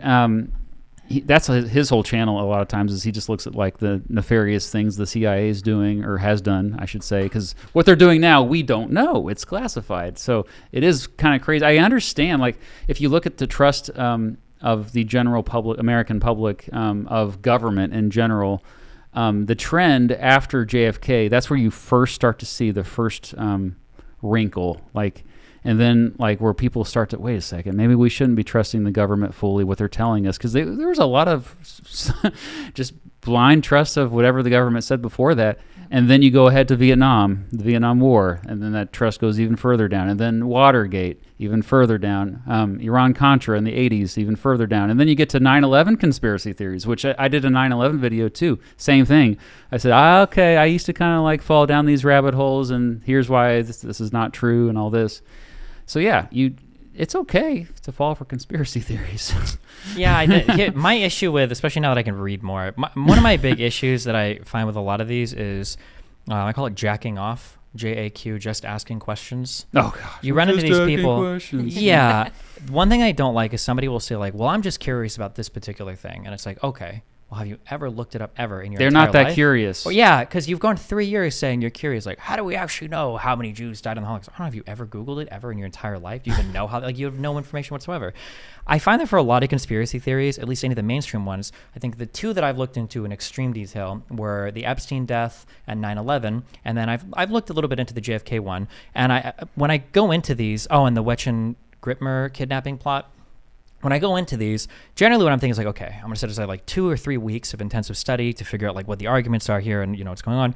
generally what happens is the fact pattern for the official story is like 97% of the way there, and there'll be like this 3% is like, oh, that's kind of weird, but then the best competing conspiracy theory is like 20% of the way there, and you've got to make wild assumptions to Big even get leaps. close to making that theory work. And it's like, okay, hold up. I wish I could remember the name of this guy, but there's a guy that I think it is in a JFK video, and he sets aside 6 minutes and he's like, let's talk about how evidence works. And I think he explains like this hypothetical of a guy that robs a bank and gets in a car and drives away. And like he lays out like a collection of facts. And one of the facts is that in order for the guy to get from point A to B, he would have had to have been traveling exceptionally fast.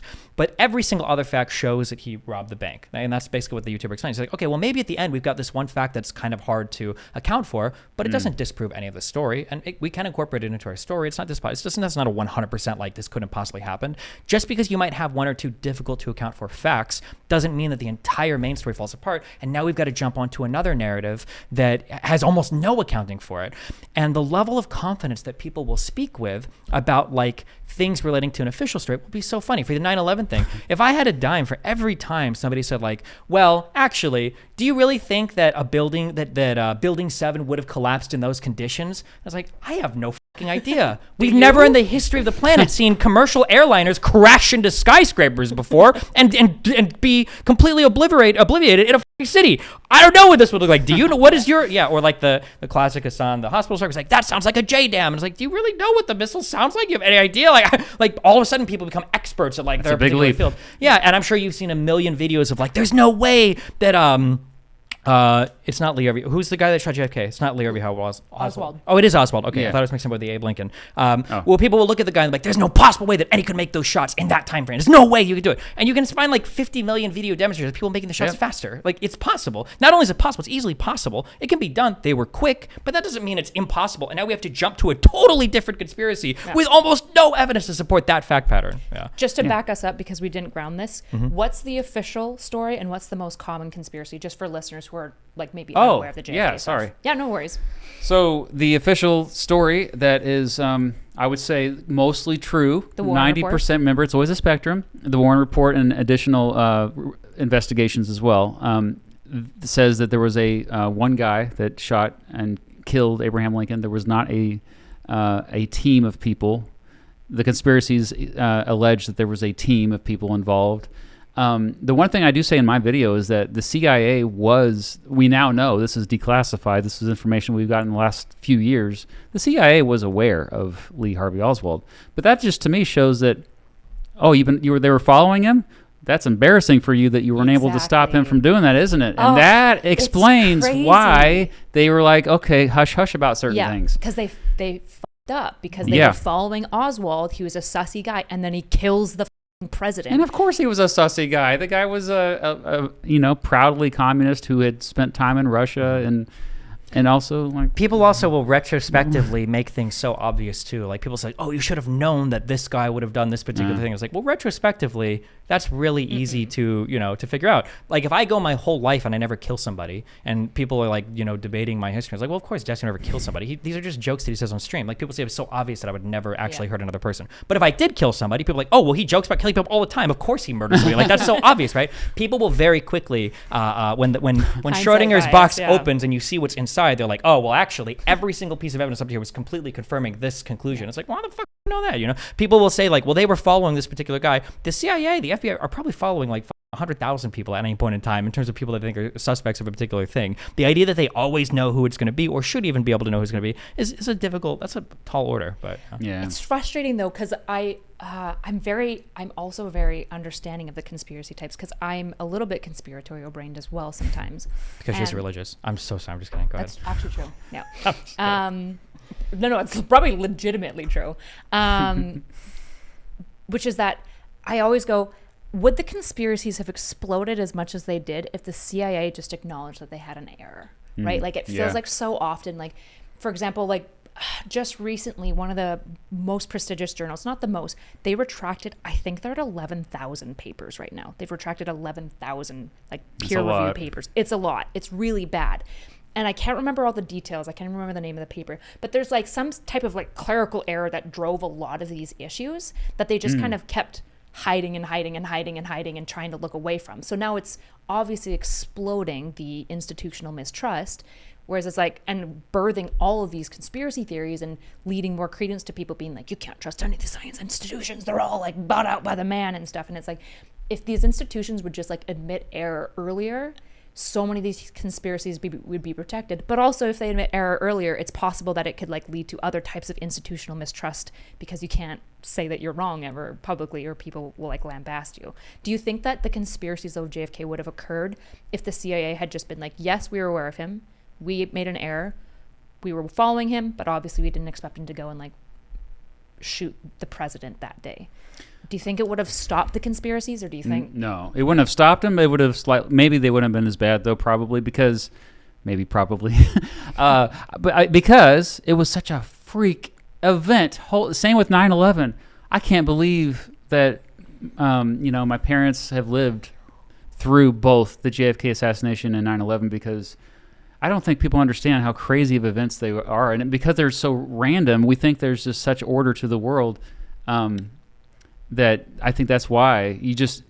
Could you explain why they're so black swanny, like why they're so unique? Oh, that's a good way to, black swanny. Because you just think of statistics. Like, statistically, was this really possible? Because you consider all the things that had to be put in place for them both to happen, 9/11 and the JFK assassination. And it was like, I don't know, it's probably a low percentage.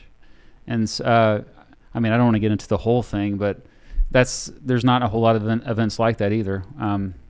You're dealing with like very low probability events, because how many presidents do we have? Like 45? Fuck, I should know this.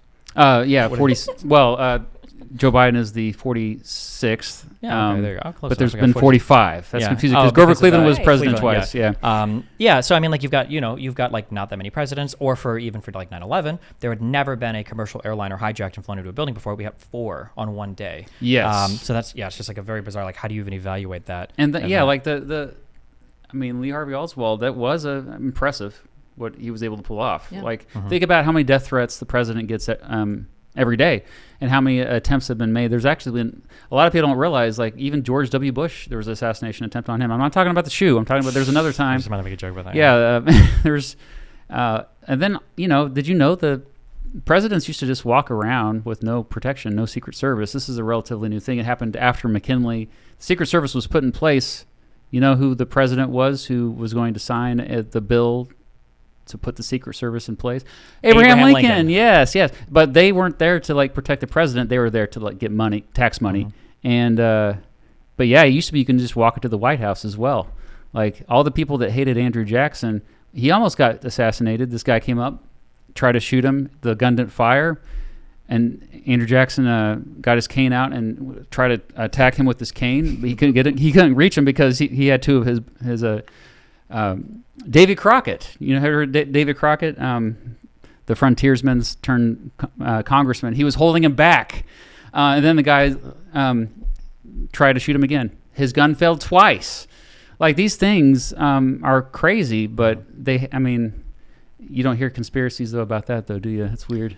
Yeah, I just realized that. It is interesting. There's just all kinds of crazy events in history. That's why I love learning it too. Or duels. Teaching. Like, duels are a crazy part of American political history. Yeah. Was it Jackson who said, like, I killed the bank, and his VP, like, there was like was it Jackson who him and his VP planned to duel this one guy who was like trying to centralize the bank? Yeah, he destroyed the national bank, and in turn it destroyed the national economy. It was a really bad decision. Yeah. I think something that's frustrating that we spoke about earlier is that, we said that people generally just want to be happy and healthy and live in their families. Even if they believe in some wacky things, it's fine, as long as they kind of like, do their thing and they don't let it ruin society so much. I think one huge tension that we have, though, when we talk about like trusting third parties, when these parties are fighting for legitimacy, when we talk about the confidence that these institutions have in themselves, right? Can you admit fault and still think that people rely on you? One of the big hangups that we have as Americans is that we have a democracy, and it makes all of these issues so much more difficult, because now, whereas maybe traditionally say like, well, if you want to believe in some wacky stuff, that's fine. It's actually not fine because if we're going to vote on our leaders, it's going to be based on a lot of these underlying beliefs. And now you've got people who traditionally we might say like, well, if you want to believe in some crazy stuff, you're free to believe what you want. But it's like, well, actually, you have a civic obligation to make sure that you're vetting your thoughts somewhat, because at the end of the day, you're going to be responsible for choosing the leaders of tomorrow. So it's probably not acceptable that you just believe whatever wacky stuff you want and then vote on it, because now you're determining the lives and the outcomes of other people in the country. And you should probably do some due diligence to make sure that your vote is resembling, what actually matches with reality. I'm glad you brought up democracy, because we were going to bring up the electoral college as well, right? Yeah, we have a representative democracy. There is that space between pure democracy and also like people that defend the electoral college like to bring this up. We're a republic. Yeah, that means the law is the most important thing, and the law is there first and foremost to limit people's power, which people don't think of that too much. Like we always like, we're talking about civil liberties here, which means we're protecting ourselves from tyranny in the government. That's really what the Constitution was set up more than anything. That's why it works so well. And then you also have civil rights, which came later, which the amendments kind of covered a lot of that. But people are generally ignorant. You don't want too much democracy, do you? Because if you have all these people that are ill-informed on stuff, that are making all the decisions, we're just going to ruin everything. And so this buffer, though, that's what the electoral college was supposed to be. I just think it's like, I get why it was put there. Don't get me wrong. But this is one of those things I have given my opinion on many times in my videos. I think it's completely antiquated, needs to go, at the very least, needs to be reformed. I don't know if I've ever gotten what are your thoughts on the electoral college? I don't have very strong feelings about it. Okay. I especially, I'll talk more on my stream about this later, especially after visiting Israel. I think that land voting is actually really important. In Israel's political system, they've got their Knesset, and everybody just votes, and then people fill out their Congress, their parliament accordingly, and that's it. And I think land having representation in your political system is actually incredibly important, because without that, you just have... describe what that is? Yeah, what do you mean and why? Yeah, so in the United States, so if you look at our legislature, we have a bicameral legislature, meaning it's divided into two houses. The bottom house largely represents the population, although it's still tilted a little bit towards land, meaning that states, a state with a larger population, each person, there's more people to each representative, whereas a state with a smaller population will have a little bit more representation in the House. But for the most part, the House skews towards larger states. California has way more representatives than Nebraska. The Senate, though, is a state representative body, the upper body of our bicameral legislature, where the Senate has 2 voting members per state. Regardless if your state has 100,000 people or 100 million people, doesn't matter. You get 2 senators. Right. And in the United States, something that Matt pointed out that is so true is people think that democracy is good. Democracy is not good. Democracy is just a thing, and it's a thing that's on a sliding scale. Okay, you don't want to have 100 million white people and 1 million black people in the year 1750 having a democratic vote on whether or not we should have the institution of slavery. There probably needs to be undemocratic protections there, like things relating to protected classes or civil rights. You can argue they're democratic, you can argue they're undemocratic, but you can see that like what is democratic kind of breaks down. It's not just a simple like good or bad or yes or no. You've got protections from tyranny of the government. You've also got protections from tyranny of the majority. So basically what I'm saying is that in the United States, I think it's important for all the states to feel bought into the system, that they have representation in some body, and that the entire country, that the entire government isn't just set up to basically govern, California, Texas, Florida, and New York, and, be damned to all the smaller states. You'll never have a say in anything. Although, you can argue, on the other hand, too, that sometimes it might go too far, that, well, if 70% of the population wants a particular thing, is it okay that Montana and Idaho and Arkansas really have the same power as New York and California and Washington to block things in our parliamentary body? Like, I don't know if that's fair or not. And the United States basically tries to very, very, very carefully walk that tightrope of having a democracy that represents the will of the people, but there's enough friction there that you have to have an actual coalition of states, of land together as well. And the Electoral College usually comes down to people that say, well, there should be more individual citizens voting for the president, and other people saying, well, actually, I think that states should be a little bit more empowered to have their voice heard, a state rather than just an individual. But that's people that defend the Electoral College. Basically, yeah. But I think that like states already have a great deal of representation in the Senate, and they are even disproportionately represented in the House of Representatives. Do we also need them to have a big disproportionate representation in the Electoral College? Probably not. Like I don't have a huge. See, that's the thing. I'm totally for representative democracy. I just think it's the pendulum has swung too far to states' rights. Because you have Montana is not representative. I mean, come on, Florida is practically a different country than Montana. I mean, it's like walking around here, it does feel like a different country compared to Kansas, where I'm from. And how on earth, like Florida, having so many people just getting screwed over with the electoral. I don't see how people put up with it, because if you live in Florida, your vote is worth way less than somebody's vote in Montana or Kansas or South Dakota. And so to me, I worry more about the tyranny of the minority. Tyranny of majority, that's legit. I get it. But we have a minority now that is increasingly abusing their power in terms of also like they know that they don't have the demographics to like keep them in power. So they are literally just clinging on to the Electoral College or the current congressional makeup, because they know that if you just left it up to the people, they would lose power. It's the same thing with what I was talking earlier about the haves and have-nots. The have-nots realize like, we're losing the people that don't have as much as we do. They know the game. They know the game's rigged now. They're on to us, and so they're clinging onto power. And one way to do that is just buying up the government or keeping the status quo. It's so important to keep the status quo. Don't change things. But we've been changing. That's the thing. Like, it used to be that you couldn't vote for senators up until 1917, so a little over 100 years ago. Women couldn't vote until 1920. We reform. And when I call for reforms, I'm not saying anything dramatic. There's ideas like just increasing the size of the House of Representatives. I think that we should put all our efforts into that. If you really want reform and you're just trying to pick one issue to focus on, that is the issue. Increase the size of the House of Representatives, because that will actually make the Electoral College more democratic. We have not changed the size of the House of Representatives since, do you know when the last time we did? 1894. I have no idea. That's a good guess. 1929. Wow. So it's been almost 100 years. I was like 35 years off. But thank you. That was very generous. Okay. But yeah, I made multiple videos about this. I was trying to be nice. Trying to be nice. Yeah.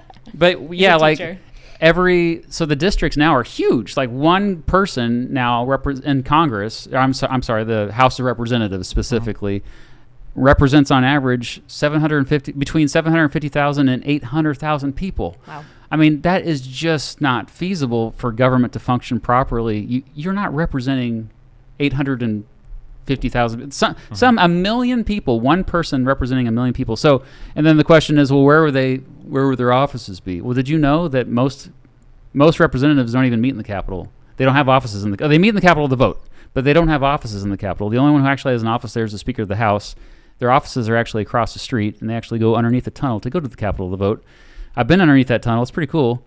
But, you can work from home, okay? If that's the concern, there should easily be 1,000 representatives in the House of Representatives. I'm a big advocate of the Wyoming rule. If you're not sure what the Wyoming rule is, that's also a future video. But basically, whatever representation Wyoming gets, the rest of the country gets in proportion. And so this would benefit the larger states much more, so it would be more equitable in terms of representation. So states like Texas, Florida, California, New York, Illinois would have much more fair representation. So interesting. So essentially, because I'm actually decently unfamiliar with Electoral College, I just haven't done enough reading. Don't worry, this is the same with every American. So I'm working on it, though. It's something that I would like to obviously understand more. Do you feel that right now the Electoral College just is more biased towards the tyranny of minority? Yes. Okay. And so by increasing the number of seats, essentially, do you want to see each state kind of broken up more? And would you want to see more seats assigned to populace, essentially? So like California would get more seats. You don't want these situations where presidents are losing by like 3 or 4 or 5 million votes and still walking away with the election. That's That's so stupid. There's been 5 elections where the candidate who won, they won the candidate who lost actually won the popular vote. Yeah. There's other reform suggestions, like, you know, what Maine and Nebraska does is they divide Split up their our electoral electoral votes. Yeah. That's okay, but Sorry, you guys both know. Could you describe what they do? sorry. But basically, For let's me say and your the state listeners. has 50 electoral votes. Okay.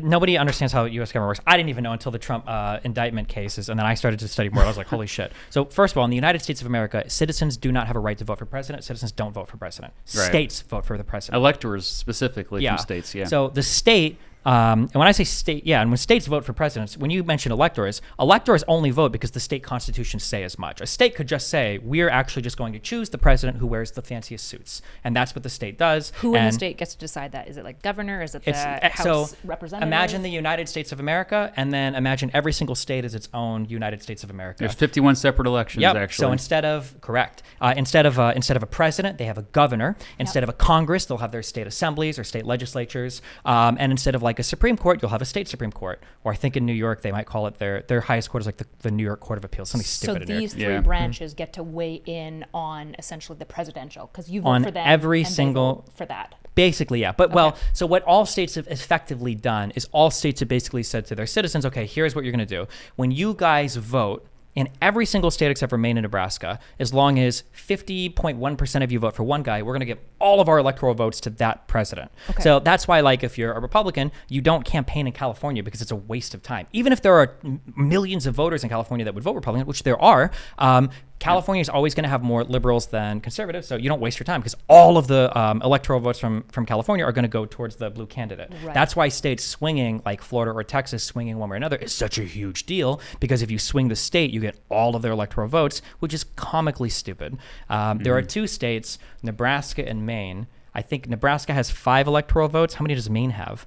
Am I even right on that? Is it 5? It might be 6. Yeah, no, Nebraska, because you get well, they have 3 districts, right? 3 districts plus 2 senators plus is how, yeah. So when he said earlier that he wanted to increase the House of Representatives as a way to help change the Electoral College, your Electoral College votes, now technically it has nothing to do with Congress, but the way that it's determined for your votes does, in that every seated member that you have in the House of Representatives represents 1 Electoral College vote, kind of, because of your districts. This is and in then Nebraska specifically. No, this is in all the states. All the states, except for Nebraska. However many representatives you have in Congress, plus 2, like your senators, is how many electoral college votes that you get. Okay. But Nebraska and Maine, if 60% of your population in Nebraska votes one way and 40% votes the other way, then 3 electoral votes go towards one candidate and 2 electoral votes go towards the other. You split them up. Interesting. Yeah. It's better. It's better. Better, okay. A little bit, yeah. And so then this Wyoming rule, could you contextualize that within I know you're just probably repeating, and I apologize. I'm just no, it's okay. We can cut this from the edit. I'm just super curious. Well, because Wyoming is the least populated state, the voters there have tremendous power, by the way, because their vote's worth a lot more than ours. But so whatever proportion as far as their representation is, you apply to all the states, which means electoral votes would go up. Well, first of all, the number of representatives would go up in every single other state. And even maybe Wyoming, actually, if I remember correctly. Mm-hmm. And then just because of the that, population ratio to districts is good enough. Exactly. Yep. Let's say, for instance, in Wyoming, let's say every single person except for one guy left. That one guy, that state with one person, would have 3 electoral votes. He would have his 1 representative for his 1 district because he has 1 citizen, and then the plus 2 from the Senate. So that one guy would have 3 electoral votes. This is kind of silly. Yeah, I mean, at the end of the day, it's just really, I believe that no person is better than any other. And so, like, no one's vote should be worth more than mine. Actually, if you want to interpret the 14th Amendment, you could say that the Electoral College is unconstitutional if you really want to fight that fight, which for some reason it hasn't been fought. But yeah, we do have another Supreme Court case that says that every vote should be equal. 1 person, 1 vote is the doctrine, as it's called. So it used to be a lot worse, actually, because it used to be that states were up to more shenanigans, especially in southern states where they knew that people of color generally lived in urban areas and white Southerners lived in rural. And so what they would do is they would skew all the power to rural. And actually, that's kind of, the more rural states today do have more power because they tend to be the smaller states, with the exception of being maybe Vermont, which has been very left for a long time. Yeah. There are two things going on that I think are worth paying attention to so that people don't get the wrong idea. One is structural problems are good to fix if there's a structural reason they're broken. Structural problems shouldn't be the solution, though, to an actually accurate representation of a divided people. And I think that there are structural problems that are being abused, especially by conservatives in some ways, that are worth talking about. But I also think that the American population is historically divided. And right now, I don't think the solution out of that divide is just the structural issues. I think that's a part of it. And I can definitely see it getting to be more there. Like if Biden were to lose the next election while winning by, 10 million votes or something, at some point I'd be like, this is not good. But I think right now our population is legitimately unbelievably divided. What if Trump wins the popular vote but loses the election? Do you think that would make a difference? That could happen too. Conservatives would collectively lose their minds, though. Well, but they might turn against the Electoral College as well, which means they that, would in we a can heartbeat. finally Well, they reform already this. have turned against the ordinary voting thing. They don't believe in any part of so our... they just turn against all of it. They would have, literally no matter the outcome. Trump said that the election was going to be rigged in 2015, before he even ran for his first term. He was already saying it was going to be rigged. He was grooming them for it well before. Yeah, back when he made his entry into politics by saying that Obama was from Kenya. That's what his first big political issue that he was known for. And ironically, him and Sheriff Arpaio ran around with that stupid birth certificate trying to claim that Obama was born in a different country. It's unbelievable. Oh, I forgot he was with him too. Oh yeah, the birther stuff. But the American system is in some ways it's cool, but it's also very complicated. Well, I like how you reach out to a lot of right-leaning pundits and whatnot, because that's, I think, at first, if you were to ask me that a few years ago, I would have been like, well, why are you amplifying these folks, especially the more controversial, even the anti-Semitic or racist ones that surprisingly have quite a big audience. But I understand now, because a lot of times the way you set it up is you're not attacking their identity at all. You're just talking about a specific issue and finding common ground on a specific issue, and always starting out with okay, where are you coming from before we talk about this issue? So maybe it does have to start there with cultural before we get to systemic changes. I don't know, but there's also something you said earlier that was really important about conspiracy theories, and you were like, well, if 50% of the population believes in this, then and I think that liberals had this issue before the first Trump election, where I think we just thought that okay, well, these ideas are clearly undesirable, so if we just sweep them under the rug, then we could just carry on.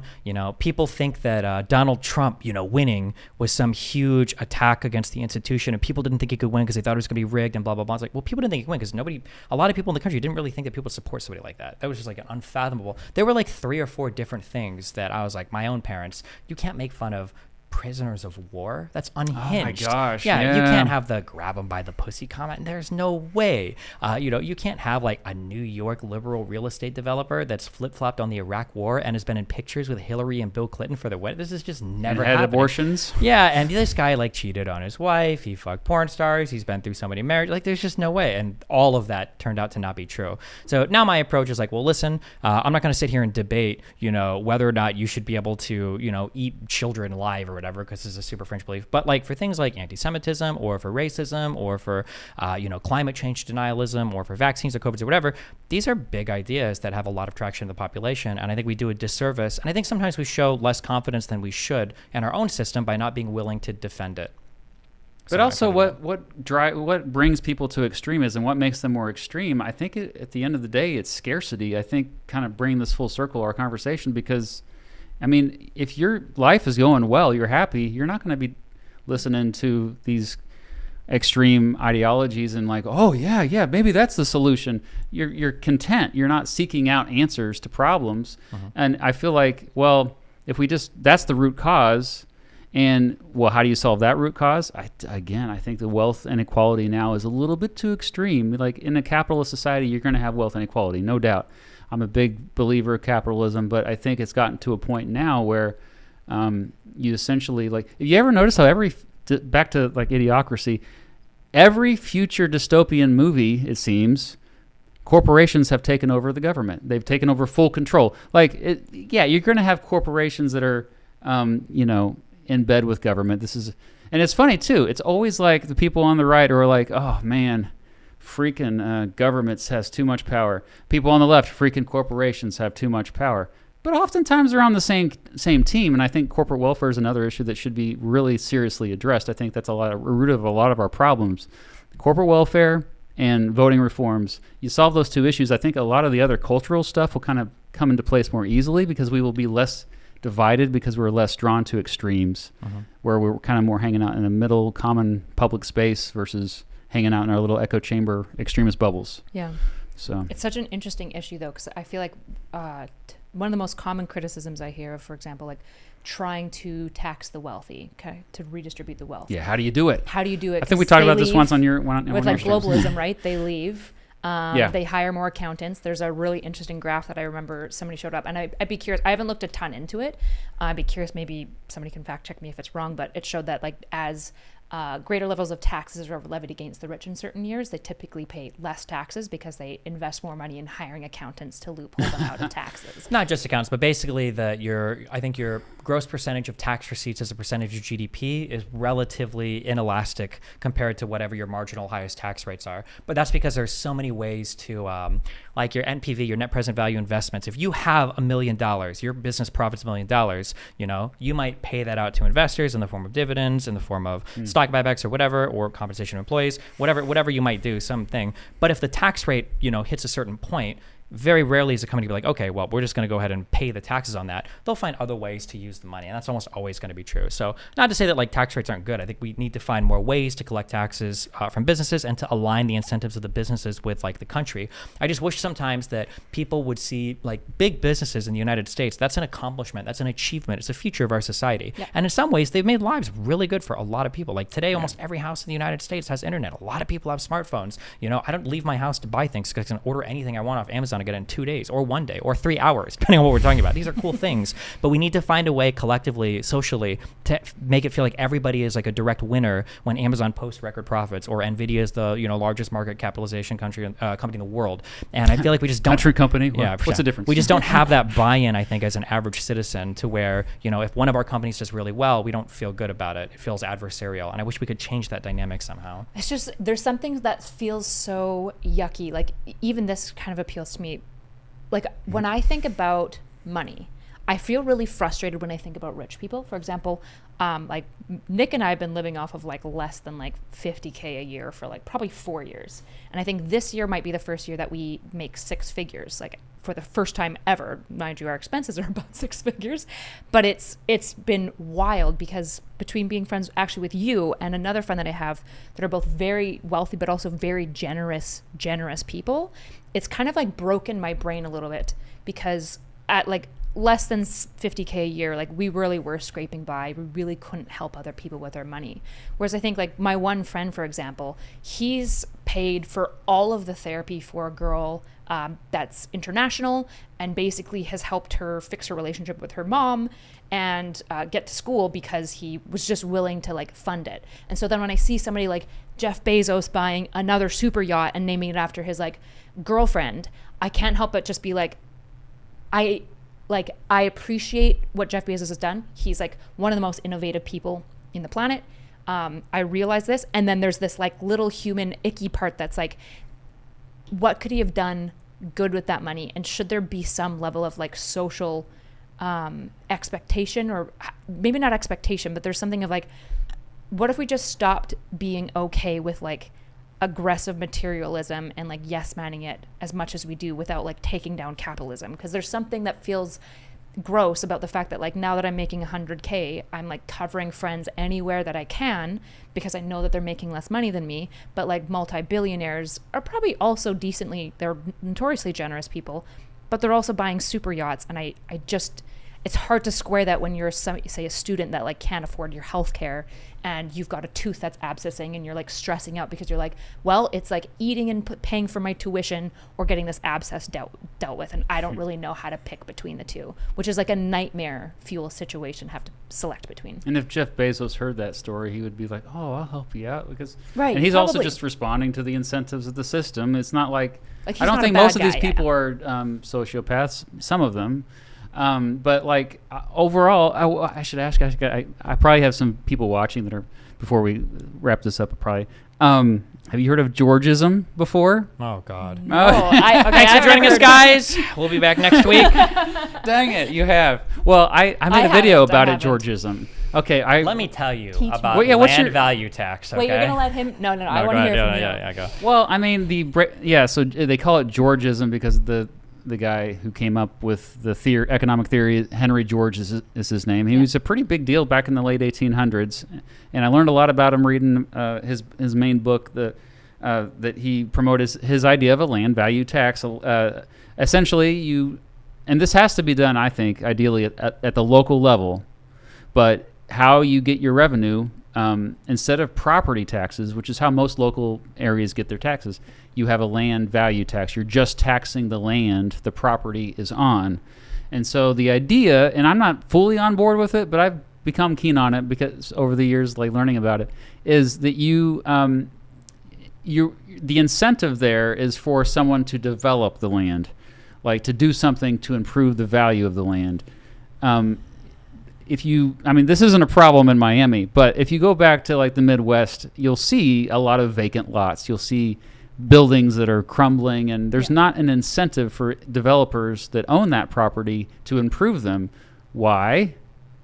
If they improve them, what would go up? Their property taxes. Their property taxes. Like my property taxes have skyrocketed in recent years. It sucks. But it passes what pays for the roads and schools, and so we're just like, okay.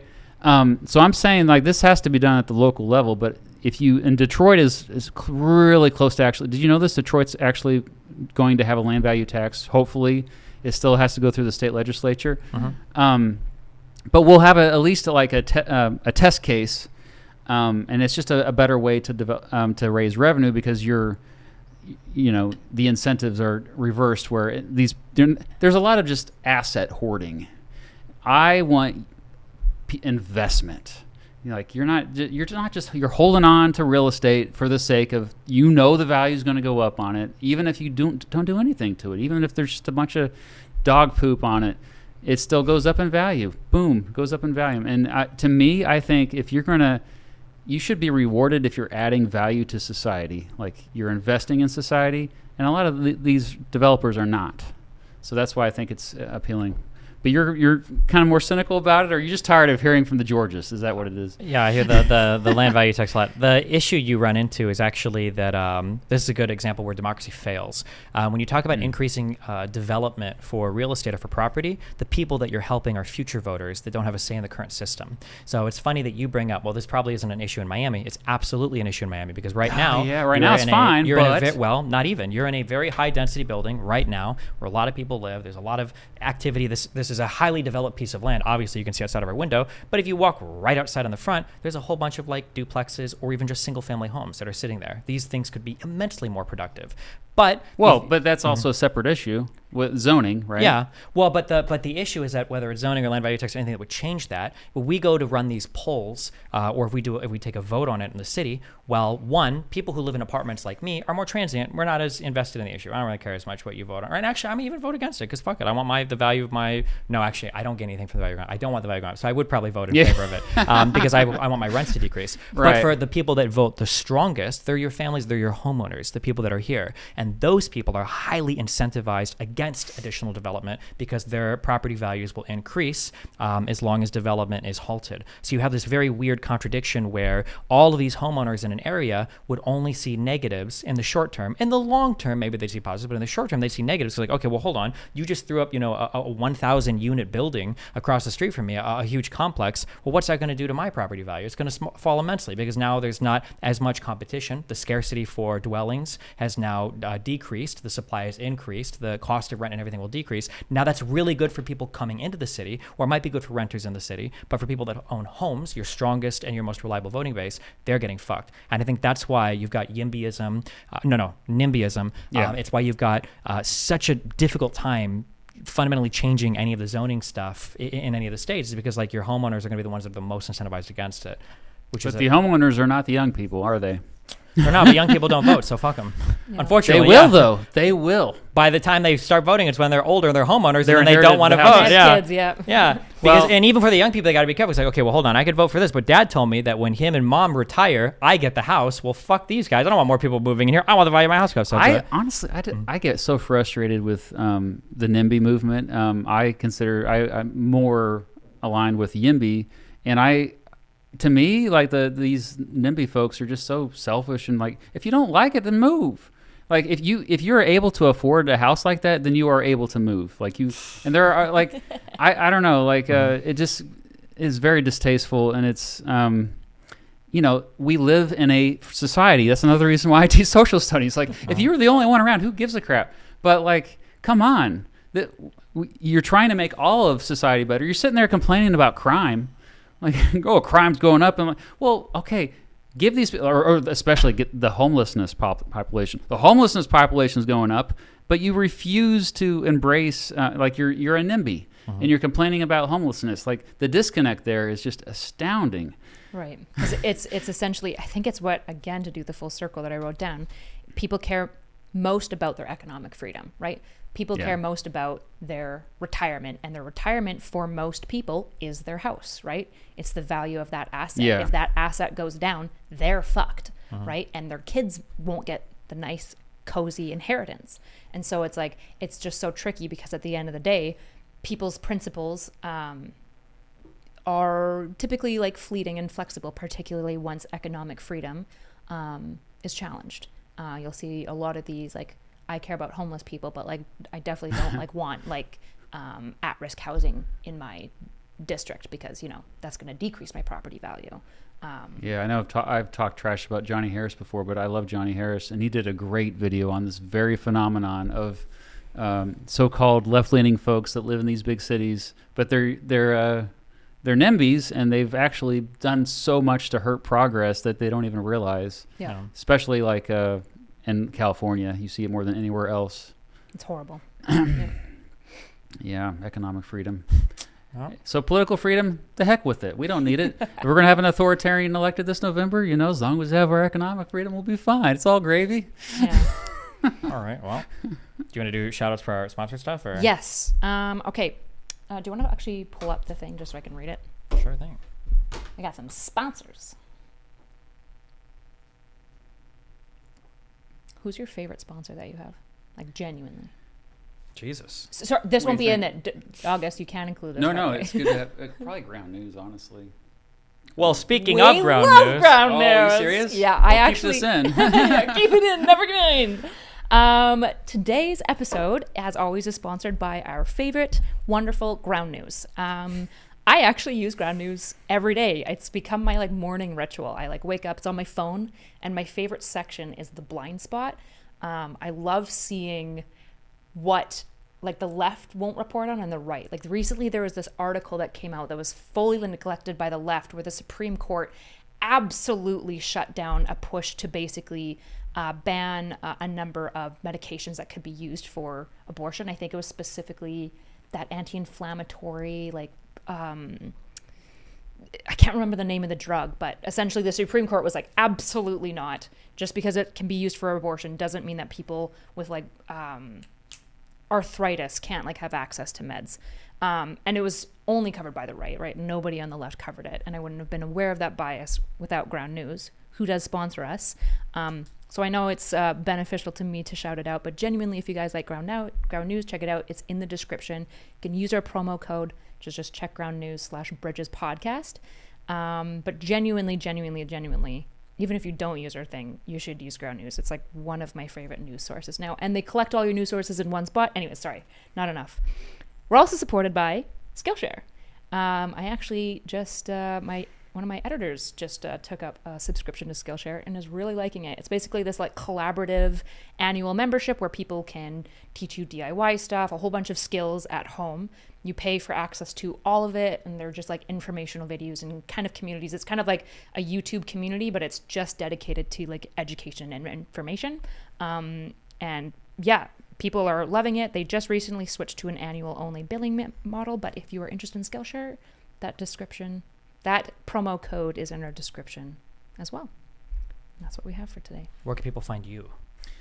They can find me in Kansas if you happen to be walking on the street, I guess. But like that happens sometimes. But yeah, online if you just search Mr. Beat, B-E-A-T, and my stuff will pop up. You might get Mr. Beast, but that's not me. That's the other dude.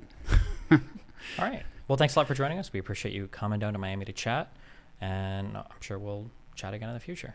Is there anything else you want to shout out? Your band? Oh yeah, Electric Needle Room. Channels? Yeah. Electric Needle Room is the band. Songs about all the presidents.